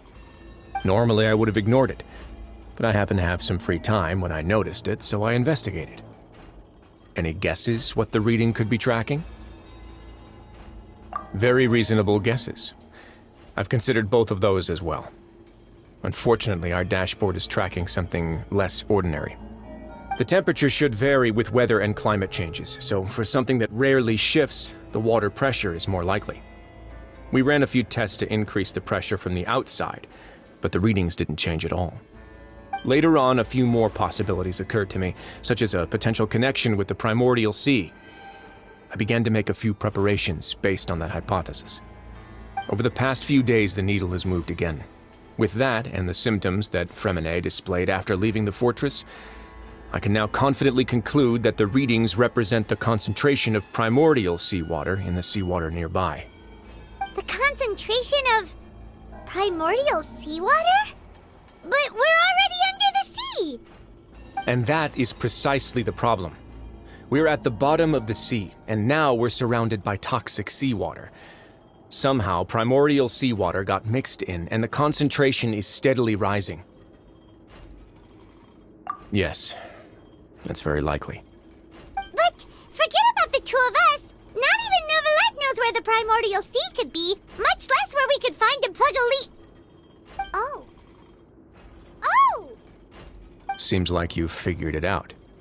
I believe the primordial sea lies directly beneath this sluice gate. For some reason, the primordial seawater levels have risen significantly, and it's now very close to us. The indicators are now red. Although the gate still stands, some primordial... If this continues, soon it will no longer be able to hold back the primordial sea at all. Yeah, you know what the legends say. If this place falls, then everyone in Fontaine will be turned into puddles in the span of a night. But that's just too weird! Why would the Fortress of Mereka be built right above a sluice gate for the primordial sea? Who built this place anyway? Your expression tells me you think this might be part of a vast, complicated conspiracy. To be honest, you might find the actual answer may be exceedingly boring. It's just that the secret of the Forbidden Zone had been long forgotten by the nation before I rediscovered it with my research. There's no single founder of the Fortress of Mereka in any traditional sense. What we know about its history has been left to us by the people who used to live here. When the previous Hydro Archon Egeria ruled the land, all convicted criminals from Fontaine were exiled. The people drove the criminals away like a wolf pack chasing away the banished. The criminals received no sympathy of any kind from the people. They were exiled to the desolate seaside, where they experienced only pain, struggle, and the bone-chilling cold. Some of them began to repent, and prayed to the Hydro Archon, asking if there was still anything they could do. The Hydro Archon took pity on them, and said, "You may go guard my secret, deep underneath the waves." And so, leaning on the power of the Hydro Archon, they gathered underneath the sea and began to build a fortress. They became a community down there in the deeps, and over the years helped it to grow. As the number of exiles increased, more and more people joined the community. When the first group of exiles died, they left the yet unfinished fortress to their successors. The Hydro Archon continued to lend her support, allowing the fortress and what it stood for to continue growing ever larger. Before long, this dark underwater fortress became the sinner's only home. And with that, the people here stopped referring to the fortress as a prison. They saw themselves as repenting sinners who would regain their freedom once they had sufficiently redeemed themselves. But as time went on, people also realized that the fortress was a lonely place. Once they had gotten used to life here, they could no longer feel comfortable living in the overworld. Once they had finished serving their sentences, some people left and some others chose to stay. They'd find some idle position and let their withered souls fade away with the ancient secrets of the past. After many, many centuries, few people still remember the reason for the fortress's founding. Now they just see it as an integral pillar of Fontanian society, as the place where criminals deserve to be sent. Now and again, researchers manage to break one law or another and live out their days in the fortress. I learned all this from an elderly historian. Everyone else just thought he'd made it all up. But now you know every part of that history is true. Indeed. It's just as the prophecy says. If this gate fails, then everyone will be dissolved into the sea. To be frank, not really. But sadly, that hasn't stopped this prophecy from proving all too accurate. Prophecies are troublesome things. Just hearing one will create the first wave of panic. Seeing signs of it will bring about the second, and actually witnessing it in real time, the third. Let's go somewhere else. I want to show you something.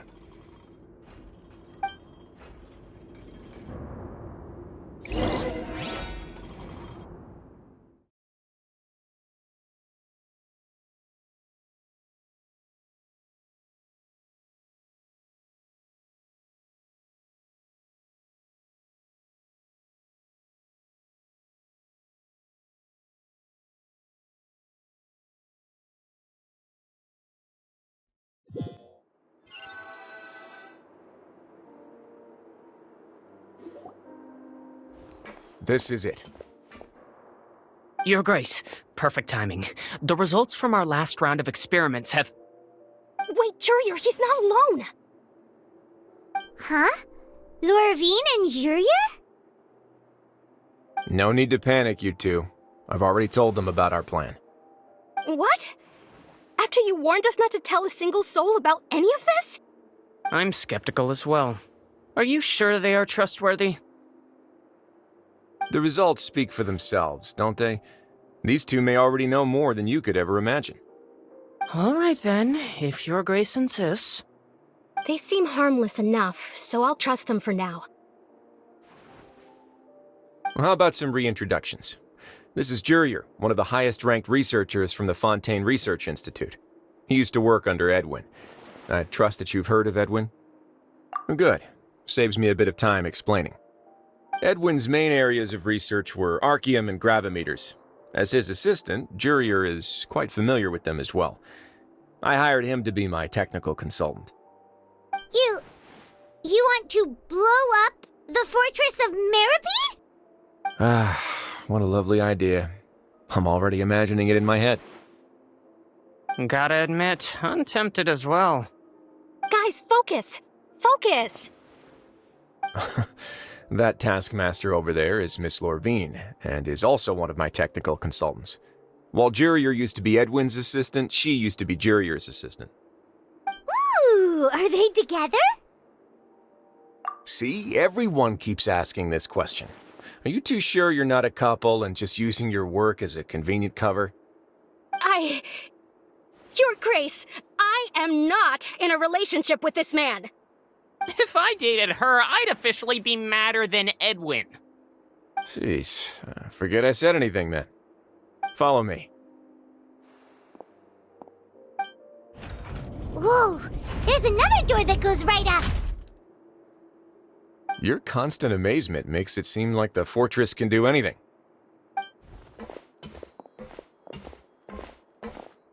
But Paimon really thinks everything's super cool.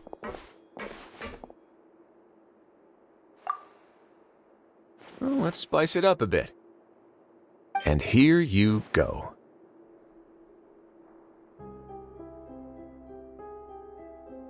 What a huge ship!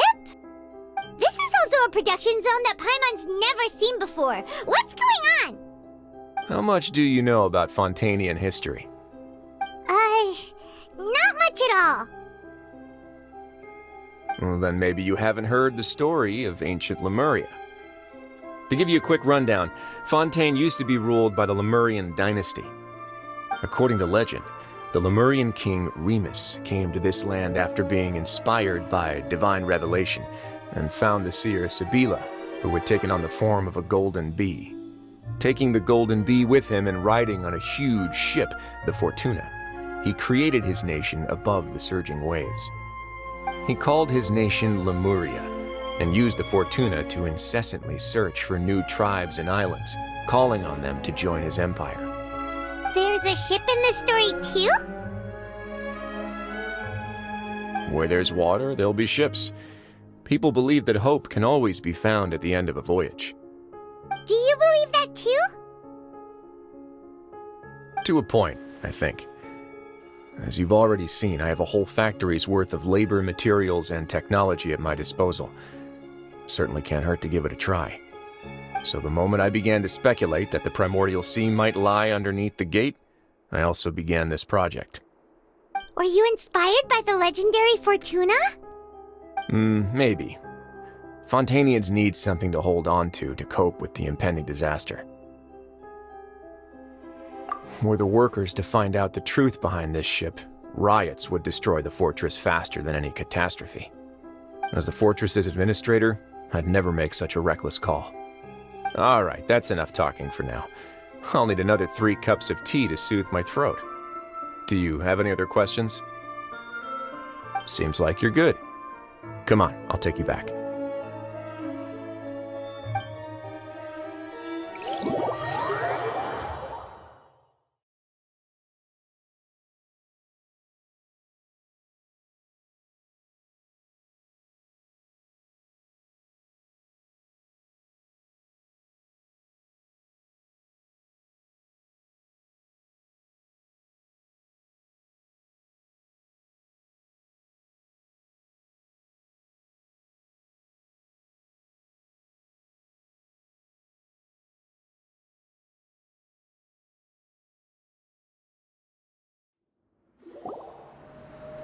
I'll leave you here for now. Oh, thank you so much. No worries. But don't forget, it's up to you whether or not you want to share what you just saw. What you do from here on out will likely affect those 3 as well.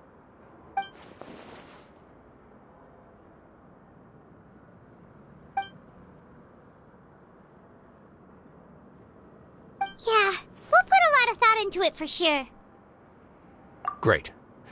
I look forward to what happens next.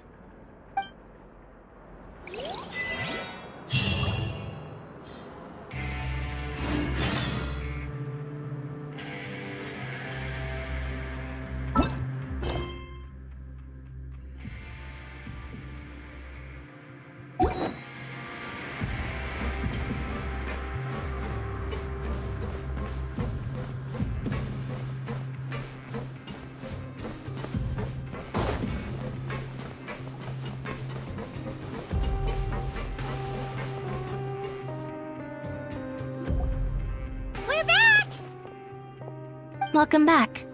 Do you want a cup of tea? How can you be so much like Risley, always drinking tea? Huh. Actually, now that you mention it, I just remembered something now.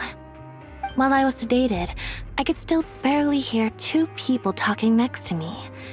They were discussing everything, from the leaves to the water and even the teacups themselves. Must have been Risley and Sijuin. Yeah, I heard 1 male voice and 1 female, so it should have been the 2 of them. They really were just talking about brewing tea. I really can't make sense of this place. So, Traveler, Paimon, were you able to learn anything from Risley? Yeah, he explained everything. Very well. Then, would you mind checking your answers against my speculations? Yeah, I took the time to rest, so I'm feeling a lot more relaxed now. Nobody else is around, and Miss Sijuin is also busy with something or other, so let's just talk here. All right, then I'll posit my theories. I asked myself 3 questions. Firstly, why was Fremine affected by the primordial seawater? It was because he dove into the sea. My theory is, the long-lost primordial sea is probably very close to the fortress of Merebut. Ooh, he's good. He got that right on the first try. That's our Linny. Secondly, Wriothesley's attitude changed dramatically during the course of our stay here. He ignored us completely at first, then suddenly roadblocked us. Why? I spent quite a long time thinking about this. If he has been monitoring the Fatui since the very beginning, he probably ignored us at first because he was hoping we could find Master Child for him. What's more, the Fortress of Merebut is not part of Fontaine's court system, nor does it report to Udex Nervulet. Wriothesley is basically the king of a no-man's land. As long as the fortress doesn't do anything about Master Child's disappearance, Father can use it to pressure the Fontaine authorities. And while the 2 factions are pitted against each other, Wriothesley will be free to move between the parties of interest. If I had to guess, he probably has something that he's working on himself. It's likely related to the secret of the infirmary, but I just can't think of what it could be. You're super smart. Thanks so much. Then finally, there's the last question. If Wriothesley does have a plan, what could it be? All I know for now is that his plan probably has something to do with the changing nature of the seawater. He's even gotten Cloran to help him out. That can't be the full extent of what he's doing. There's probably a secret passageway behind the block in the infirmary, and there's something big in the fortress that most people here never get to see. He has a bargaining chip, and it could be important enough for Father to deal with him directly. I don't have enough information, so I have no idea what his chip might be. But let me guess. You have the last piece of the puzzle.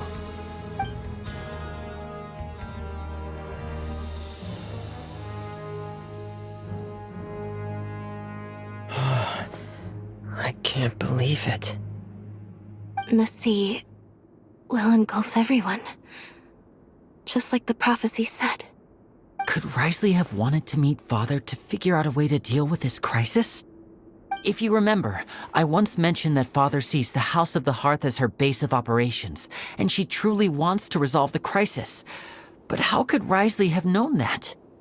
Or perhaps he didn't know, and just wanted to bring Father over to his side? Which could be why he said he just wanted to negotiate. Yeah, that makes sense to me. I understand your concerns as well, Traveler. I'll figure out a way to pass this on to our father. No matter what, we're on your side. The 2 of you have already aided us far too much. We probably wouldn't be standing here right now if not for you. If you ever need anything else going forward, please come to the House of the Hearth at any time. Though you may not share the sentiment, after all that we've gone through together, the 3 of us basically see you as family now. You have my gratitude. Thank you for protecting Linny when it really mattered. And thank you for sharing the secrets of the fortress with us. We didn't think you were going to do it. Why are you being so formal all of a sudden? Given your strength, you might not need our help at all. But if you are ever in danger, we will try our best to protect you. Aww, the sound of that makes Paimon feel all warm and safe inside.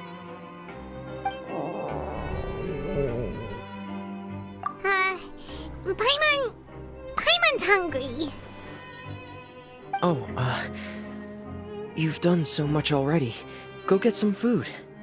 Alright, then we'll catch you guys another time.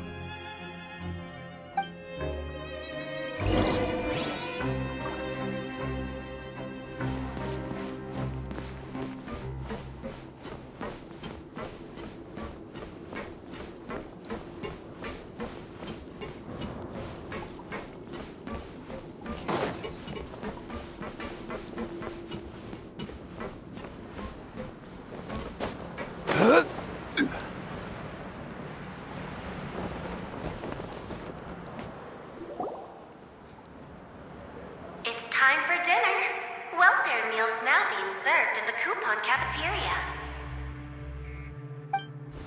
Come on, let's go pick up ours as well!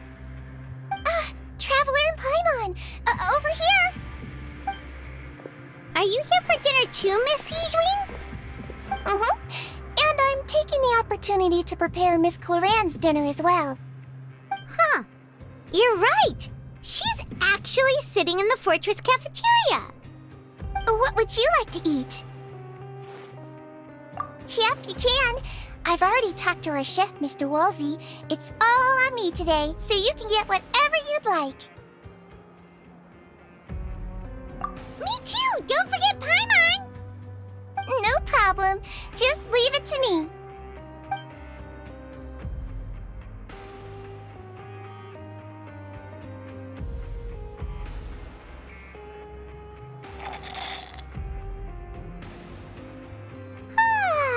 So delicious. Paimon's so happy. Paimon wants to feast like this every day. Feeling full yet? How's the food? Delicious. I'm so glad to see you all so happy. Oh, see, the expression on your face just now? The muscle here just moved, which suggests that you're feeling quite relaxed at the moment. Sijween, do you do this to help your patients or to better understand human beings? A bit of both, I suppose. I'm a Melazine, which means I'm very different from human beings. I must know what you're thinking if I want to take good care of you. You're really good at taking care of people. Even though you're so short, you still talk and act like an older sister. Really? You're reminded of an older sister? That's great to hear. Oh, and what did you mean back in Risley's office? When you said that you were protecting Linny and his siblings as well? Oh, that. I just asked His Grace to look out for those children, especially that diver boy. I was getting a bit worried after hearing that something was wrong with the water. Thankfully, Cloran is very strong and managed to save him in the nick of time. His Grace also sealed the pipes after Cloran left, to make sure that Linny wouldn't impulsively chase after his brother. Although the path was blocked, we still stationed some guards there to stop anyone from approaching. They were instructed to only open the door once Miss Cloran had returned. Oh, and I was keeping an eye on Mr. Linny as well. We had to press him, but we couldn't allow him to be in any real danger. You were all super considerate and really thought everything through. It's just what we do down here at the fortress. At least this has been His Grace's style for as long as he's been the leader.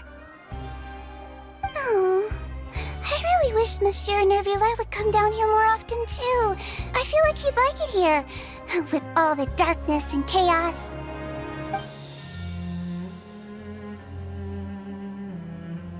Get a good night's rest, you two. You both worked very hard.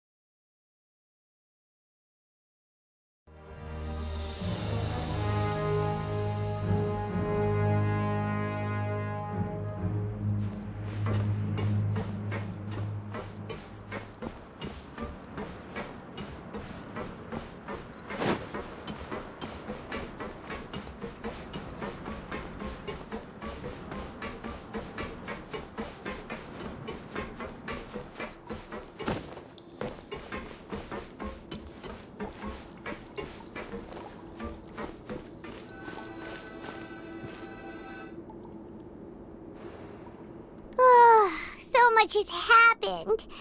Paimon just feels absolutely exhausted now that she's finally relaxed. Paimon's super sleepy. Are you sleepy too?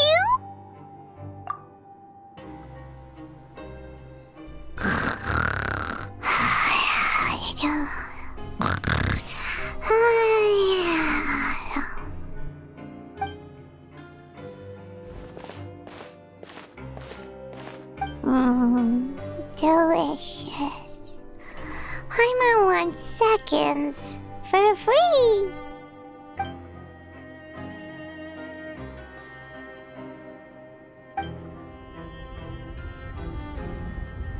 Out of my way! Get out of my way! What happened? Why is everyone running? No idea, but something must have happened. Stop asking! Who's yelling? Paimon still wants to sleep.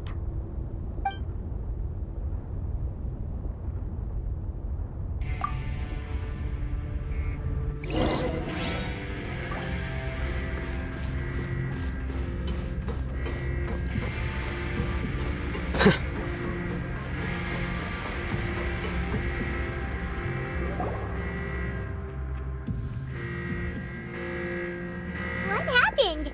Why is everyone running around? Hey, what are you doing? No time to explain, mate. Goodbye! Hey, wait! What's wrong with these people? They won't even talk to us. They're here! There you are! Oh, thank goodness! Quisto and Lavaroon, do you know what happened here? We came here especially to inform you. Something seems to have gone terribly wrong just now. His Grace is telling everyone to evacuate and get out of here. Lavaroon was saying you two are new here and you don't have many friends, so you might slip through the cracks. Haven't you heard all the stories like that? An evacuation is successfully completed, yet you only find out once you do a head count that 1 or 2 people are missing. Wait, weren't you the one who brought that up? Why is it suddenly my idea? Hey, shut up! Okay, whatever. The point is, you should come with us. Yeah, he said to get as far away as possible, upwards and outwards. Oh no, it can't be that thing! Whoa, wait, what? What? Hey, where are you going? We have to go find the Duke! You two just go and get out! Go on without us! Hey, hey! Be careful! Attention, please evacuate upwards and outwards. If you're already at the topmost layer, then try to move as far outwards as possible.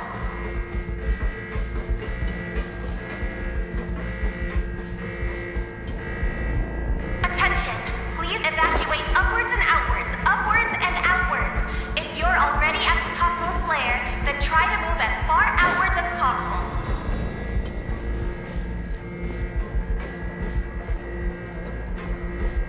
Attention, please evacuate upwards and outwards. If you're already at the topmost layer, then try to move as far outwards as possible.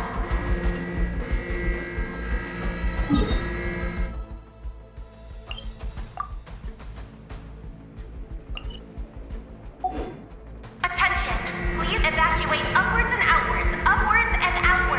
If you're already at the topmost layer, then try to move as far outwards as possible.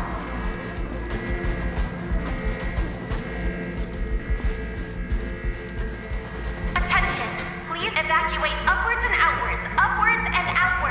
If you're already at the topmost layer, then try to move as far outwards as possible.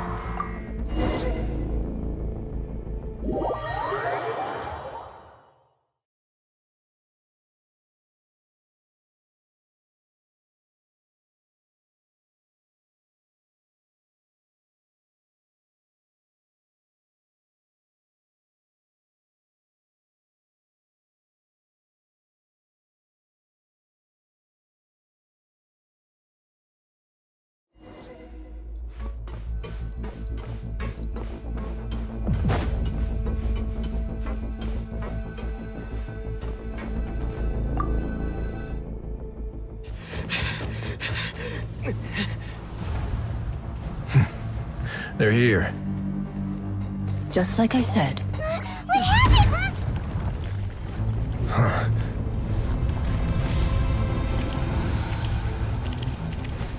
You're just in time. But be ready to run.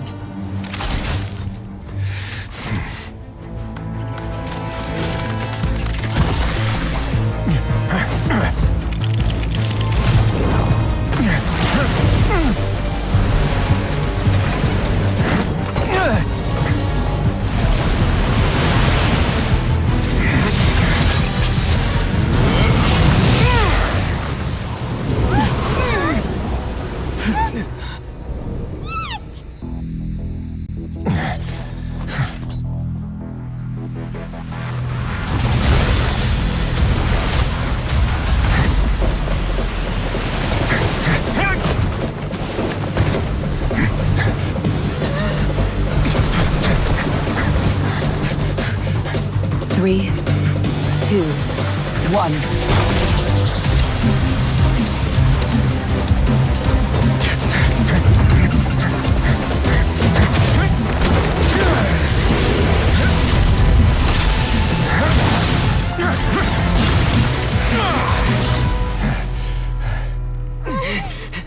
This won't hold it for long. Find Neuvillette. Tell him the defenses are about to collapse. Then what will happen to you? Until he arrives, we're the last line of defense.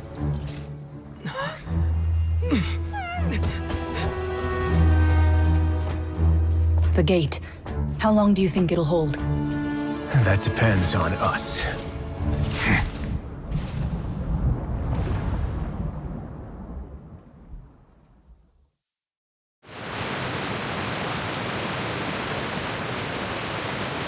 Neuvillette, why are you here? Traveler, I need you to head to the Opera House immediately. Farina will soon be meeting with the knave there. You must protect Farina, and make sure she doesn't spend too much time alone with her. Will do. You have my sincerest gratitude.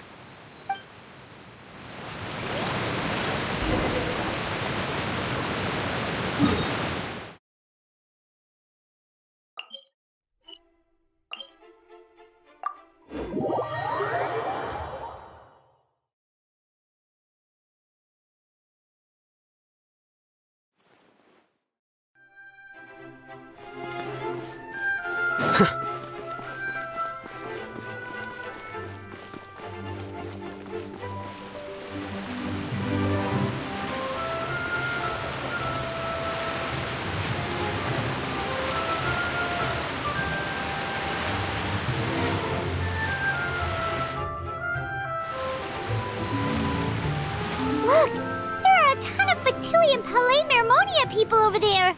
The knave is probably here already. We need to hurry. Are you two the traveler in Paimon? Monsieur Neuvillette has left instructions. Please follow me. Though I'm sure he's already explained, this should be a mostly cordial conversation, unlikely to give rise to violence. But it would be most appreciated if you could protect Lady Farina to the best of your abilities.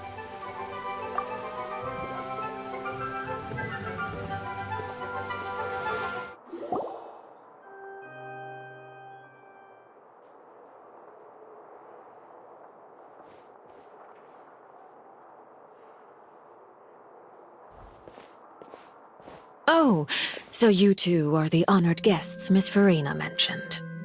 Of course, of course! How could they not attend a meeting such as this? I must always have 2 or more guests at my dessert table. Otherwise, the occasion would be too lonely and unbecoming of my station. It is my pleasure to make your acquaintance, traveler. I have heard much of your accomplishments. I am the Knave, one of the 11 Fatui Harbingers.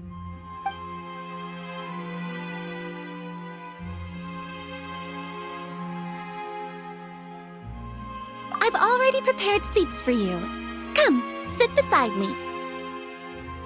Perhaps you two are unaware of how Miss Farina and I do things. You see, we actually recently agreed to get together for tea when we had the time. See this?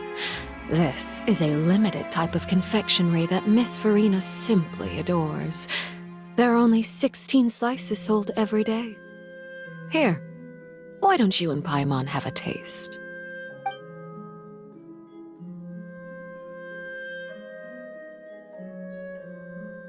Traveler, what do you think of this cake? That's good to hear. So what Child said was on the mark after all. You do share a taste in desserts with Farina and I.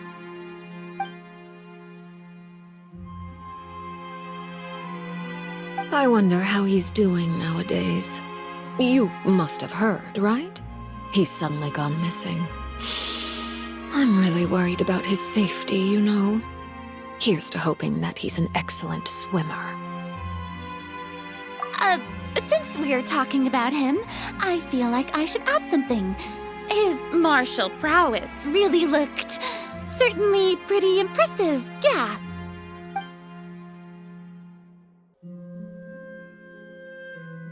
Oh, so you're also familiar with his aptitude for fighting, Miss Farina. Oh, right. I almost forgot. Child was subdued by Udex Nuvillette right in front of you. Against ordinary people, my colleague would never be on the back foot. But alas, he just never imagined he'd run into such a person. I must express my admiration for Monsieur Nuvillette. Coming from you, that's not surprising at all. But I thought you would be happier to hear the news. Of course, but it's still a bit of a shame. You see, I would have been far happier had I received this news somewhat earlier. As you well know, a long time has passed since Child disappeared.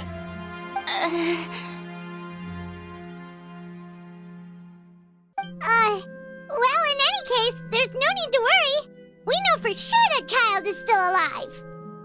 Oh, and just how do you know that? Because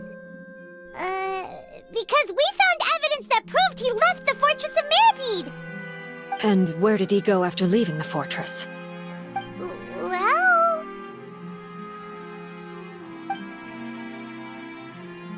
The Fortress of Mereka lies deep beneath the waves. Unless he pranced right out of the main gate, he must have had to swim for it. Do you have any proof that he surfaced safely?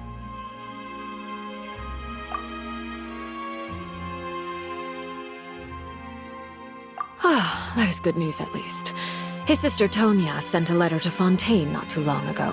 Since he was unfortunately unavailable, I picked it up on his behalf. Do you have any idea how he usually writes back to his family? Dear Tonya, your letter made me feel like we were still enjoying our time in Snezhnaya together. I'm currently admiring the scenery on the streets in front of the opera house. Is it something like that?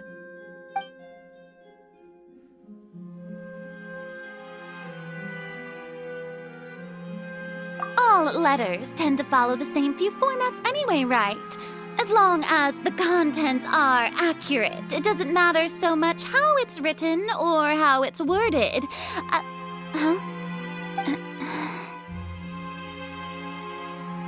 Hold on. The water in the teacup is shaking. I suppose this is also a sign of things to come, Miss Farina.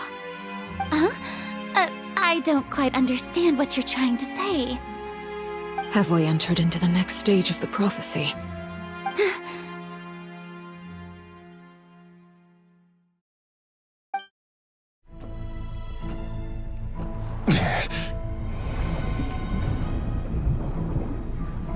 My thanks to you both. I will take it from here.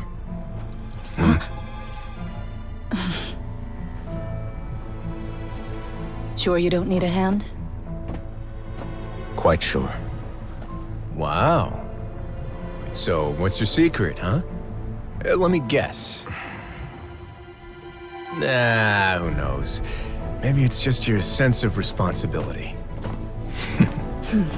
Sounds about right.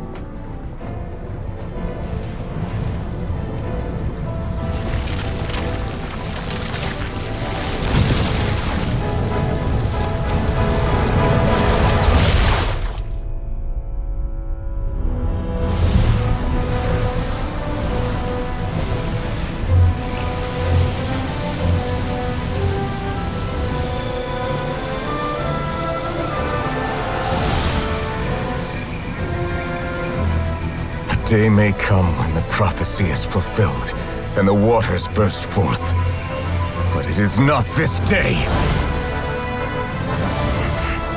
This ancient power could easily obliterate an entire race. A tsunami of fury would unleash endless catastrophe.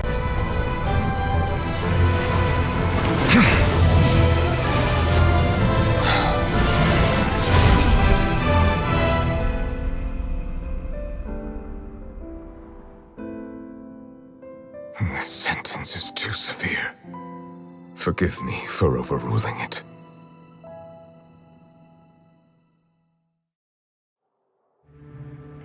All right. Seems like the problem inside has been suppressed. Let me guess, we're safe for now. Indeed.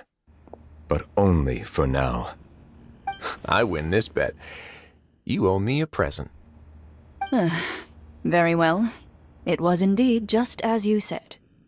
You made a bet? We made a bet on the size of your entourage. Cloran thought you wouldn't come down by yourself. I figured you would have at least brought a few people along for appearance's sake. It appears I underestimated just how confidential the mission was.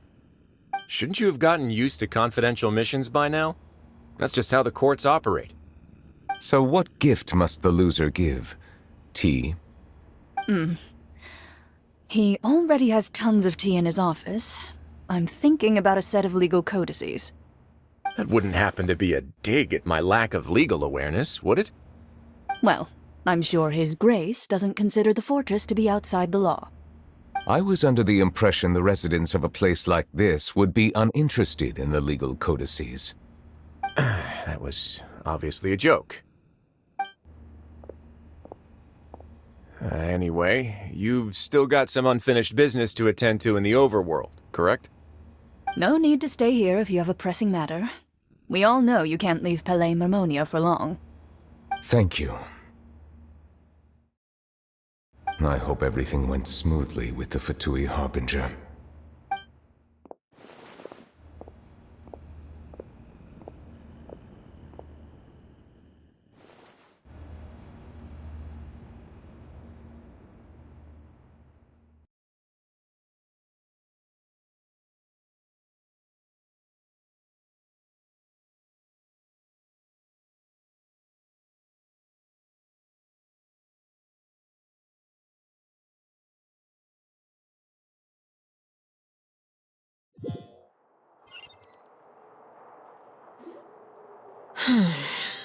I must say, we've spent long enough playing house.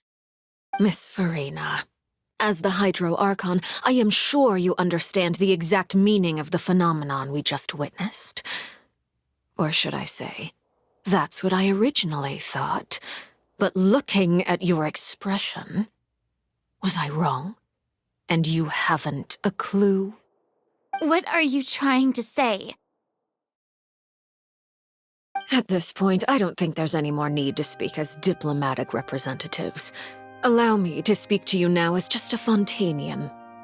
You know the prophecy by heart, and also that every part of it is being proven true. Yet, here you are relaxing, drinking tea, and eating desserts as if it's all nothing more than a few stray bugs in your garden. Do you really think that's acceptable? The prophecy's hanging above our necks like a guillotine. Every faction is looking for a way to either avert the disaster or save their own. Even the orphans of the House of the Hearth have devoted everything to saving their homeland. But you? It beggars belief just how nonchalant and carefree you have been. From the very beginning, you, the god Focalor, you have utterly failed to take action. You're wrong.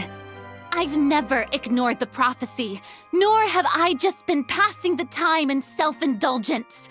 Retract your accusation and stop doubting the wisdom of the gods with such absurd conjectures. I am not alone in my doubts, you know. All the children of Fontaine may be harboring the exact same thoughts right now. Oh, great Hydro Archon. How are you going to save them? Save us? How are the people you've sworn to protect supposed to survive in a land that will soon disappear beneath the waves? I have my ways, and I've been working on them for all this time. Even if you look down upon me, you have no right to judge me. Fontaine will be saved. Even if I still cannot see the true future right now, as long as I continue on as I am, I will be able to hold my head up high!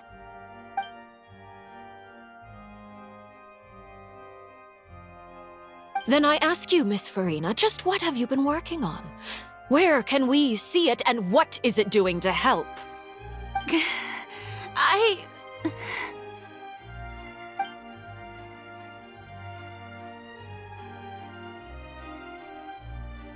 My machinations are just like the prophecy itself. They will only reveal themselves at the fated time. It is just that beings like yourselves are unable to perceive them as of yet. I see. As a god, the proof of your labor always lies beyond prying mortal eyes. Allow me to be so bold as to ask another way. Would it be possible for you to tell us the parts of your plan that are not confidential? Such as your emergency response plan for the impending disaster? An emergency response plan? Oh, that look in your eyes. Have you not even prepared one of those? The emergency response plan is also strictly confidential. Then allow me to jog your memory. Miss Farina, what is the purpose of your Oratrice Mécanique d'Analyse Cardinal? And what do you plan to do with the massive amounts of indemnitium that has accumulated over the years? The Oratrice? It's just like it appears to be. So you also have no idea. If I'm not mistaken, someone's using it to prepare for something. But unfortunately, it would seem that someone is not you, Miss Farina. I first caught wind of this when Linny tried to investigate the Oratrice in the Opera House. You see, even just getting close to the core contaminated him with an extremely large amount of indemnitium. But even if that had nothing to do with you, then what could you possibly be working on, oh great Hydro Archon? Oh, right. I almost forgot. Udex Nouvillette is not at the tea party with us today. Miss Farina, I suppose you must have ordered him away to take care of some troublesome business. Yes, that's exactly right. Please keep it a secret for me. Of course I will. Although, I must say, Miss Farina, you seem quite insecure without the Udex by your side. Oh, very well. Let's stop that conversation here. There are still a few slices of cake left, so please, help yourselves, everyone.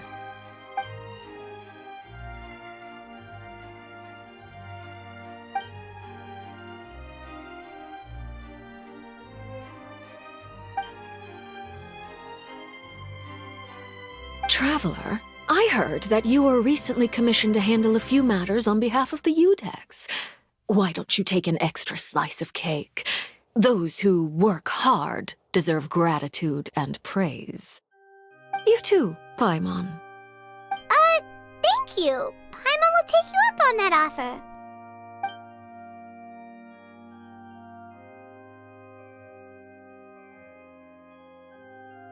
Oh, Paimon's super full. That cake was great.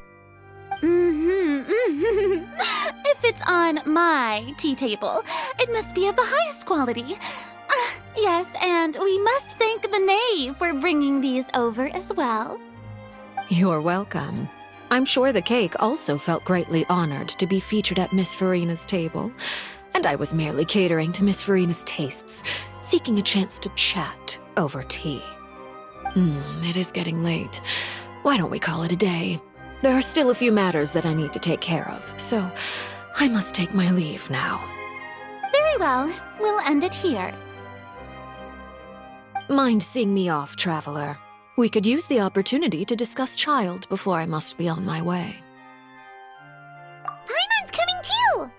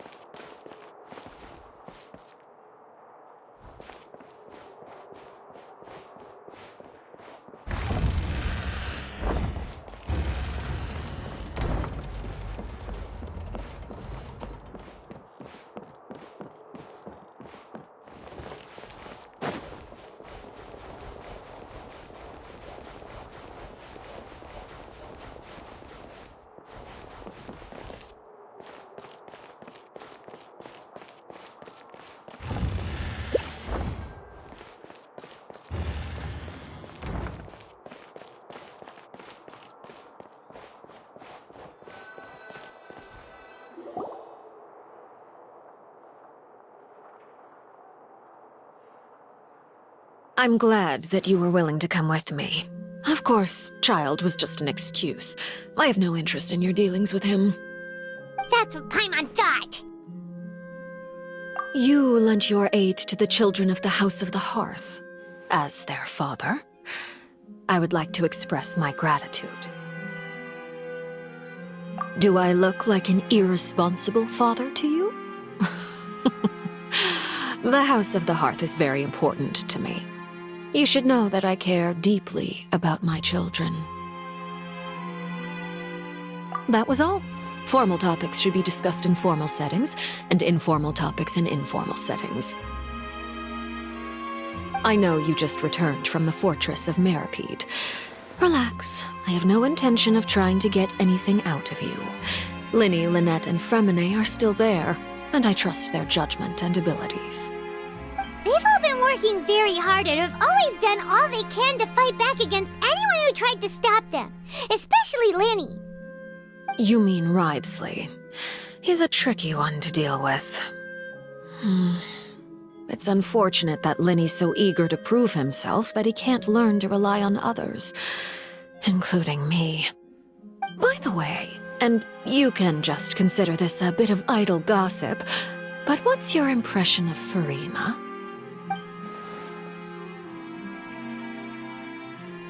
You are outside of our disputes, and the freest person in all of Fontaine, able to move around most easily. Allow me to share my perspective with you. And that's everything that happened during the trial. Master Child was declared guilty and immediately transported to the fortress of Merebut. Didn't he say he was coming here on vacation? Does he not feel an ounce of shame for all the trouble he has caused?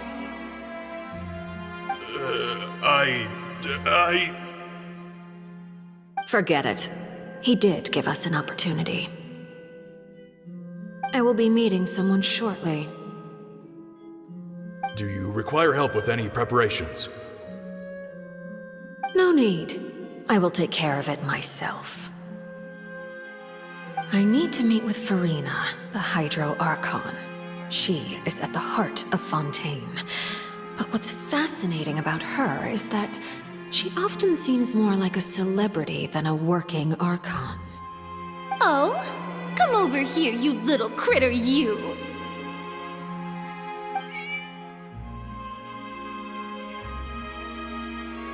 You dare to run from me? Stop right this instant!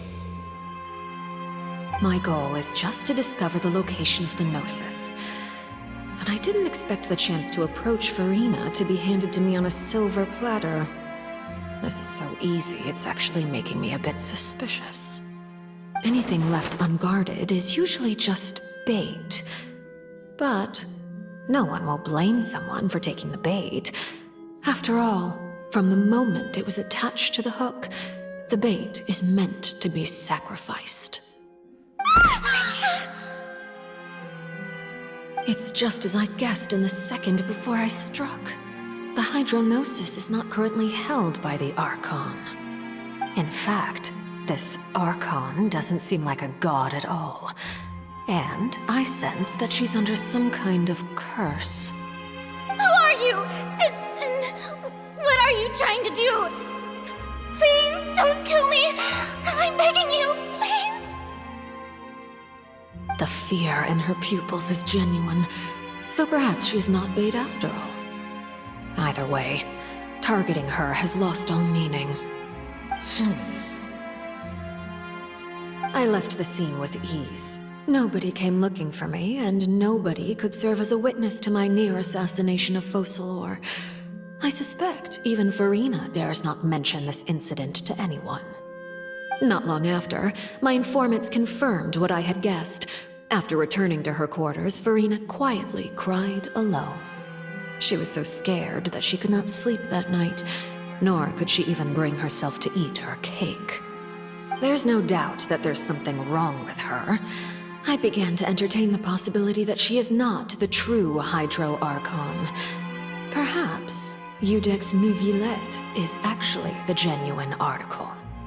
I have to find the Gnosis. If the Neuvillette hypothesis is correct, he is probably in possession of it. Alternatively, it might have been hidden in a place that's hard for ordinary people to access. Yes, Father. My dear children, please speak. News from the fortress of Merebut. Master Child has gone missing. On top of that, the contacts and guards we bribed at the fortress have all gone quiet as well. Probably the handiwork of that Ridesley. I'm afraid so. This is a good opportunity. The value of a Harbinger is much higher than most would imagine. We now have an excuse to exert diplomatic pressure on the Fontaine authorities. Set up a meeting for me. I would like to meet the Hydro Archon and Iudex Neuvillette. Oh, and I have an additional mission for you three. Yes, Father. Tartaglia's disappearance was not a part of my plan, but I can use it to make a breakthrough.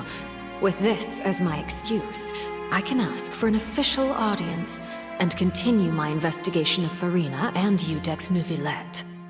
The initiative belongs to the House of the Hearth. My wish to investigate the fortress of Merebut will be a front. Linny and his group will be responsible for the actual intelligence gathering.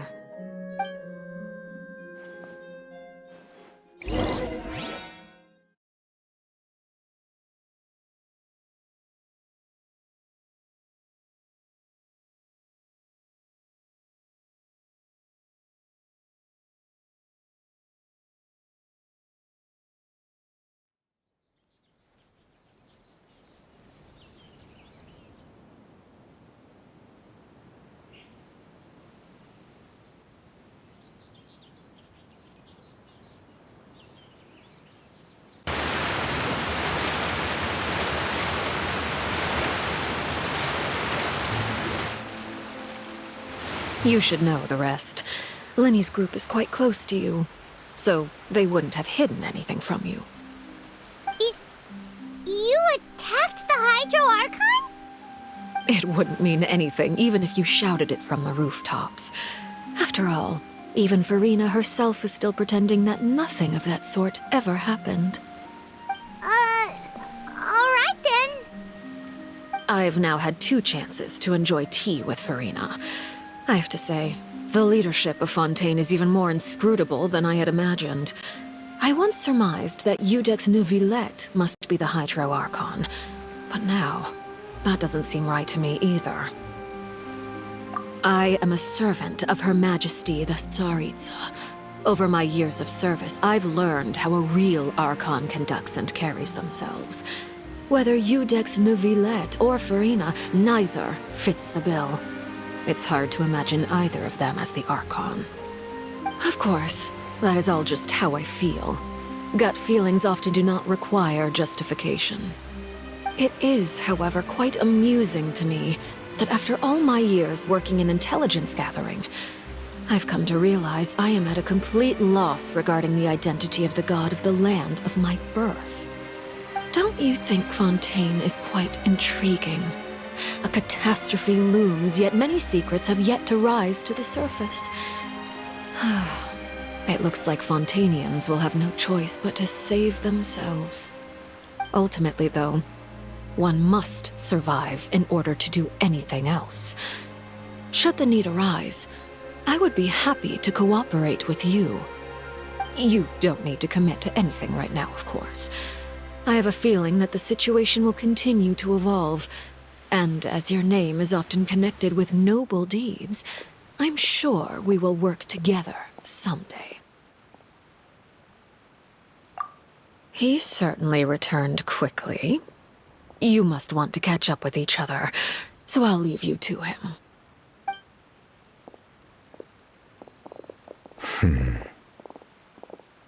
Neverlet, is it over? For now, yes. But this issue will prove quite thorny in the long term. I'm concerned that sooner or later the prophesized events will occur. Thank you for protecting Farina. To put it simply, I used my power to force back the primordial sea and reseal the sluice gate.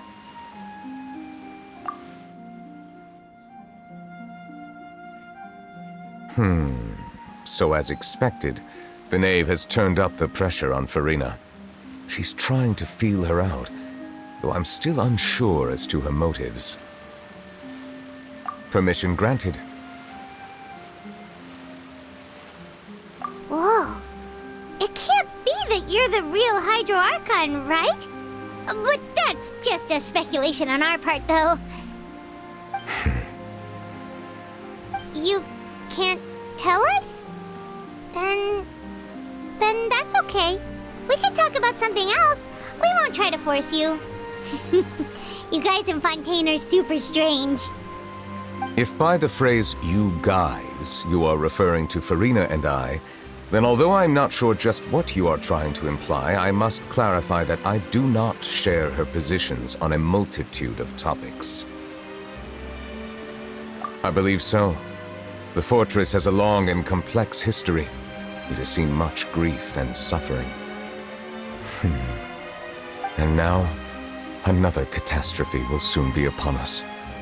I mourn this turn of events. Huh? Why is it raining all of a sudden?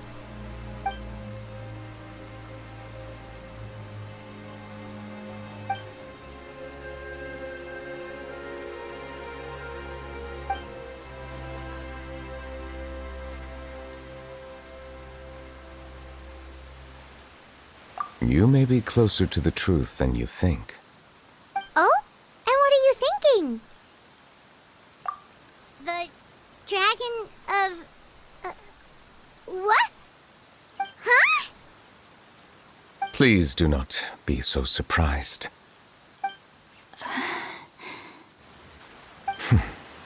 Farina?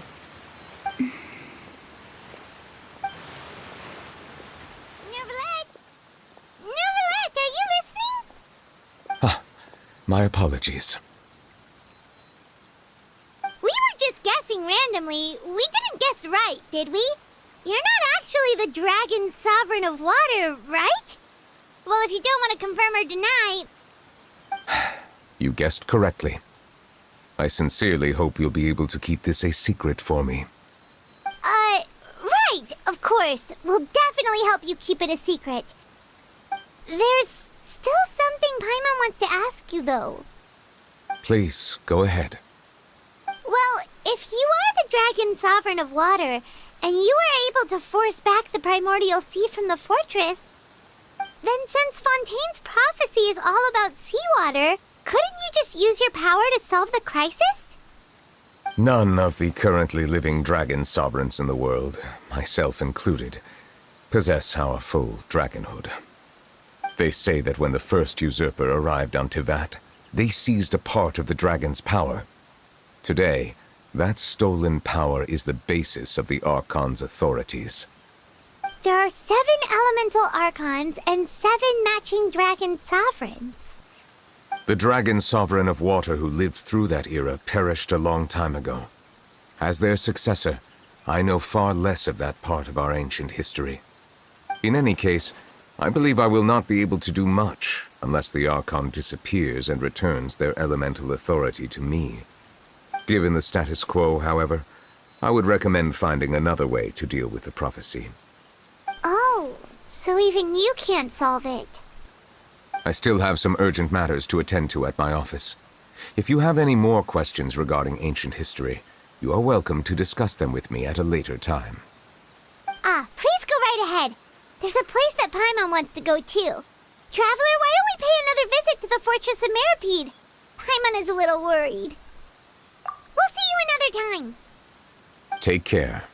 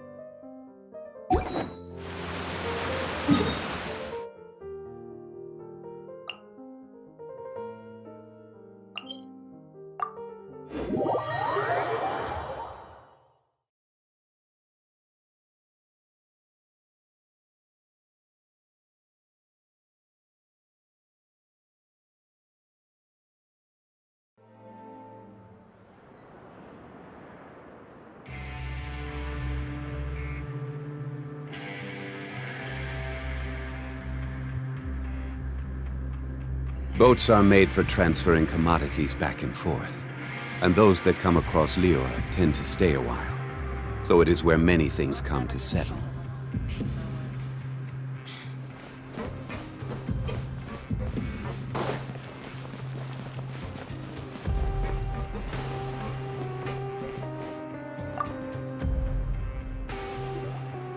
Siegewing!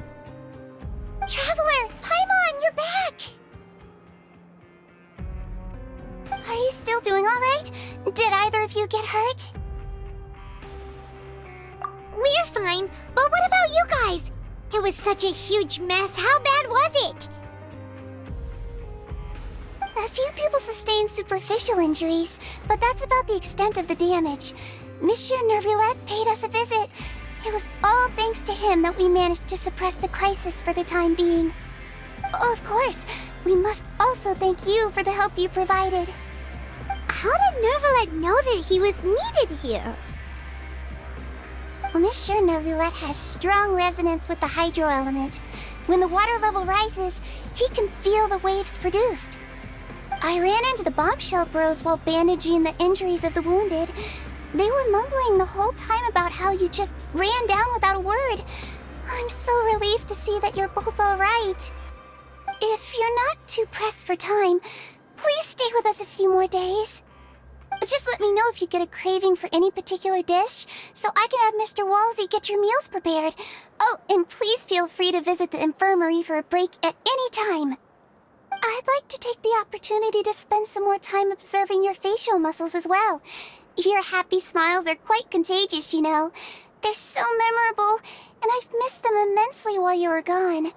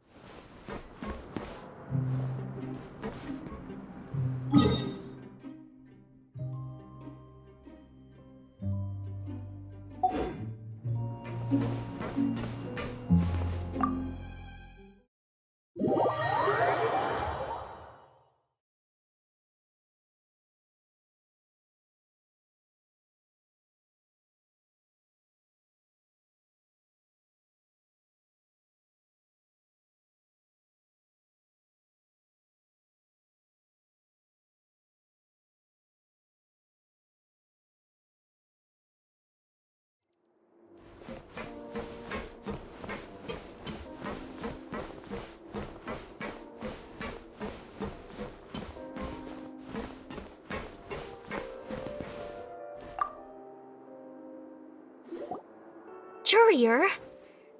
Miss Sijween told me you still haven't eaten. Yeah, I was working on something, so I forgot. That's no excuse for... Huh? It's you two. Courier, Lurvine, we're back! Hello there. It's been quite the mess here recently. How have you been? And you? Are you still taking the secret passageway from the infirmary to work on the ship? Yep. That is still top secret, though, so don't say a word to anyone. It can be a bit annoying when there are lots of people in the infirmary, but I still prefer taking that route over the one from the Duke's office. I mean, the infirmary does make it easier for you to slack off. Oh yeah? Then why are you also here so much? You two really are just using your jobs as a cover for your relationship, aren't you? Not at all!